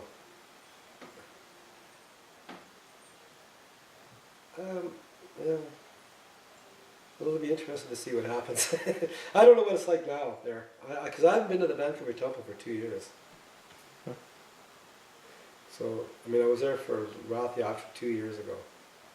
That was it. But I do like that temple, right? Yes. I mean, I lived there for 10 years. 10 years in Vancouver Temple? Yeah, I was a Brahmachari there for 10 years. Is that right? From 2000, and sorry, I was there for 5 years. 5 years. Yeah, 2000 to 2005. So you hardly ever see me there, right? I don't. Yeah. Yeah, I never, do. hardly ever, right? So that tells the story right there, right? Yeah, but you stuck to a year. What's that? You stuck to year to Saranagati. Yeah. Yeah. Well, I came here like 2 years ago, kind of like, because I mean, this is basically where the devotees were, right? So I wanted to come be with them, right? You know, 'cause I want to be Krishna conscious. It's not easy to be Krishna conscious when you're alone, right? Living outside the temple, it's not good, you know. The hard part about it up here is that there's no money, right? People don't hire you, right? And you know, I mean, you know, it's like it's impossible to get work in town. It's like there's not like a lot of work around here, right? Kripanidi and all these devotees all go up north to make the big dollars, right? Spend months and months up in the freezing cold, right? So they can pay for the mortgages of their house. But I don't want to go up there, right? It's just not what I want to do, right? So I just basically hang in here, right? But there's no real service here, really. I mean, you know, there's no job and there's no service here really either. All the devotees here are doing their own thing, right? Like Govinda Ghosh, he's building. No, not Govinda Ghosh, but Ghosh Thakur. He's working with Rasaraj, building the house of Govinda Ghosh, right? And building and helping other people build houses and stuff, right? So I mean, you know, they have jobs, right? But other people don't. Like so if you don't have a pension here, or if you don't have an occupation, you're poor. It's like Mahidar, and then Like Mahidar's got a job, eh? he's got to work his job. It's more or That's less right. his retirement. He's been making That's money right. all this time. That's and right. That's right. Yeah, he can. Well, not everybody can do that. I mean, Yeah. you know, most people just go to work, drive a truck from 8 till 5 in the afternoon, 8 in the morning till 5 in the afternoon, go home and watch TV, right? You know what I mean? Don't they? I mean, so You mean people in general? yeah, people in general. Yeah, no, yeah. yeah. But I mean, you can drive a truck too all day, but you know, after work you don't want to go to the temple or what. You know, I mean, it's just difficult. I mean, you know, it's just not something about doing that kind of stuff and trying to be a devotee at the same time is difficult, right? Like, I mean, that's why I quit my material life when I joined the Hare Krishna movement, so I wouldn't really have to go through all that. But things change, so now, you know, but it would be nice for this community to have like one thing that everybody could have, you know, like a communal effort that people could make money and, you know, have something that sells or whatever it is, right? Well, they have something in Ashcroft, but at the same time it's kind of far away. They have to go to Ashcroft. What's in Ashcroft? Well, they have the health food store. Okay, yeah, but that's owned by Jai Sachi. Jai Sachi, Yeah. Yeah. So that's an income. Yeah. Yeah, that's their income, right? That provides a job for For a few. Utama, right? Yeah. And Partha works at the tire place, right? Tire store, right? But the thing is, there's hardly any other jobs in town there. I Exactly. mean, that's just a rare thing to get that. That's lucky there. That was owned by another devotee before they got it. It was called Chandra's. The health food store. Yeah, Yeah. But there was one devotee. He did a restaurant, and I think he. that's did right. His name is Martin. Martin. Yeah. So he developed stuff a little bit in town. Yeah. Oh yeah, he was good. He had the opera house. He'd have acts come there, serve a big vegetarian feast, right? And then he had the restaurant where they have a nice vegetarian menu, right? Ravioli and lasagna and pizza and everything. It's like a nice Italian restaurant. Yeah, it was great. It was good, but it burnt. It got on fire. Oh no, but then he moved across the street. It still went on. Okay. But then he couldn't make ends meet with the opera house, so he had to go into receivership or something, bankruptcy, right? So a lot of people lost money on that, right? And then he just left, right? But he was actually the main focal point of this community for a while. But he wasn't living here; he was living in Ashcroft. And how many devotees live here? I'm not sure. How many families? How many houses? Maybe, well, okay, well, let's see. There's Stenur, Is at the end? Ramanov. Stanur? You've got Partha, Lalita and Baba, right? You've got Sarvabhauma, right? You know, and now you got Uttama, and you've got what's his name, Nimai, and you got the school. People live in the school. Then you've got Francis, Kripanidi, Govinda Ghosh, and his wife, Govinda Ghosh. Francis and his wife and his child. You've got Kripanidi with his children, right? Then further up, you've got Melissa and Harvey, right? Haripad, right? Across the street from them, you've got Yamal Arjun, and next door to them, you've got Radhika's house, right? Which is owned by her son now, which they never come here. It's just rotting there, right? You go down, you got Swami Mills where nobody lives there, right? Every once in a while they have somebody come and rent a cabin. And then across the street from them is the lodge, the big lodge down there, and Bhakti, right? And then there's the Fourniers. The lodge is. It's that big building down there. Yeah, but it's Narayan. Narayan, yeah. Yeah. But he'll never live here. It's his technically. That's his, Okay. yeah. And then Bhakti, she bought the trailer next door to that. And then after that, there's nobody but Balakrishna. It was Yamuna. Oh, Yamuna, but she's not there now. Yeah, but what happened to her? Who? Somebody bought it? I don't know. I don't think so. I think it's just for sale now. And beside them, there is. Oh yeah, that's right. It's Yadubara. Yadubara. That's right. Yadubara. Very sure. But he's never here either. Oh, they travel a lot, yeah. I guess. I haven't seen him for over a year now. Mm-hmm. So I mean, yeah, and then you got. Yeah, I mean, it's like the devotees have left here too. There are lots of empty places here, right? That devotee Nityananda came here. He said that this place is going to be, there's going to be a lot happening. He said that the Hare Krishna movement, there's going to be there's a big plan to do things with it, right? Who said that? This devotee Nityananda, you know him? No. He was really cool, and he said that. When was that? This is just like 2 weeks ago. He was here. And he said that in the next 5 years they're gonna unveil a plan of this thing, right? It's gonna be big. Put the Hare Krishna movement back on the map. Because Oh, Nityananda. He's from Texas. Dallas, yeah. Let's face it, the Hare Krishna devotees, they had a bad name for a long time, right? Right? They did a lot of stuff bad. They have trademark infringement, murder, all these things, right? But all that's like so past now. Now people don't even know us anymore, right? So it's a perfect time to start all over again, whatever you're going to do, right? Because now people are more interested. That they have the internet now, or before they didn't have that. People couldn't contact us. People didn't know about us. They had no way of seeing us unless they ran into us. Like when I met Pajavali, right? She was walking out of the Vancouver Art Museum, and I had a whole bag full of books that we had just gotten off the press. And I wanted to do all these books, so I put all these big books in this bag, and I was carrying this huge bag. And I was thinking, oh, Krishna, I'm never going to get rid of these books. Nobody wants them, right? And then she came out, she bought 3 of them off me, right? No, 4 of them. First canto, all 3, and Bhagavad Gita, a thick one, right? So there was like $40 right there. Right? So she got the books and she became a devotee. But that was just a fluke. Now they can go online and see, right? You can read the books online. You can listen to lectures, everything. Right there, free. Mm-hmm. So things are different now. Way better. Right? So that's what he... oh yeah, you know who was here also was Mahatma Das. You know him? You know Mahatma? He's in California. Oh yeah? You know him? Well, he's a Prabhupada disciple. He is. Yeah, I think he's in Florida. Oh, Florida. Okay, yeah. Okay, yeah.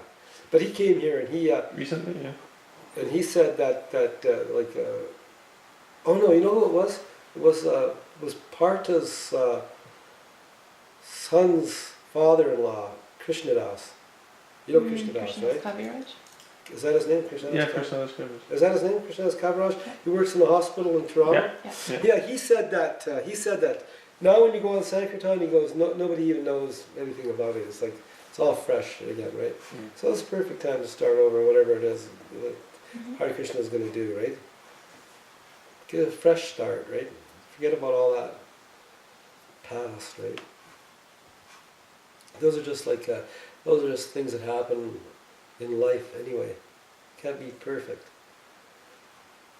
right? Besides, Maya's going to try to do something. This is too big. This Hare Krishna movement. It's too close. Oh, you're going to leave? No, please. Let's talk. So I mean, it's like to think that people leave the Hare Krishna movement isn't a big deal, because I mean the thing is, Maya is really strong, very potent, pure devotee. Get it. I mean, you have to be like super sincere, right? Because there's so many things that there is to do in life, right? Like every life. Right. So I think it's going to be an interesting future for the Hare Krishna movement. Yeah, I think so. We'll see. What do you think?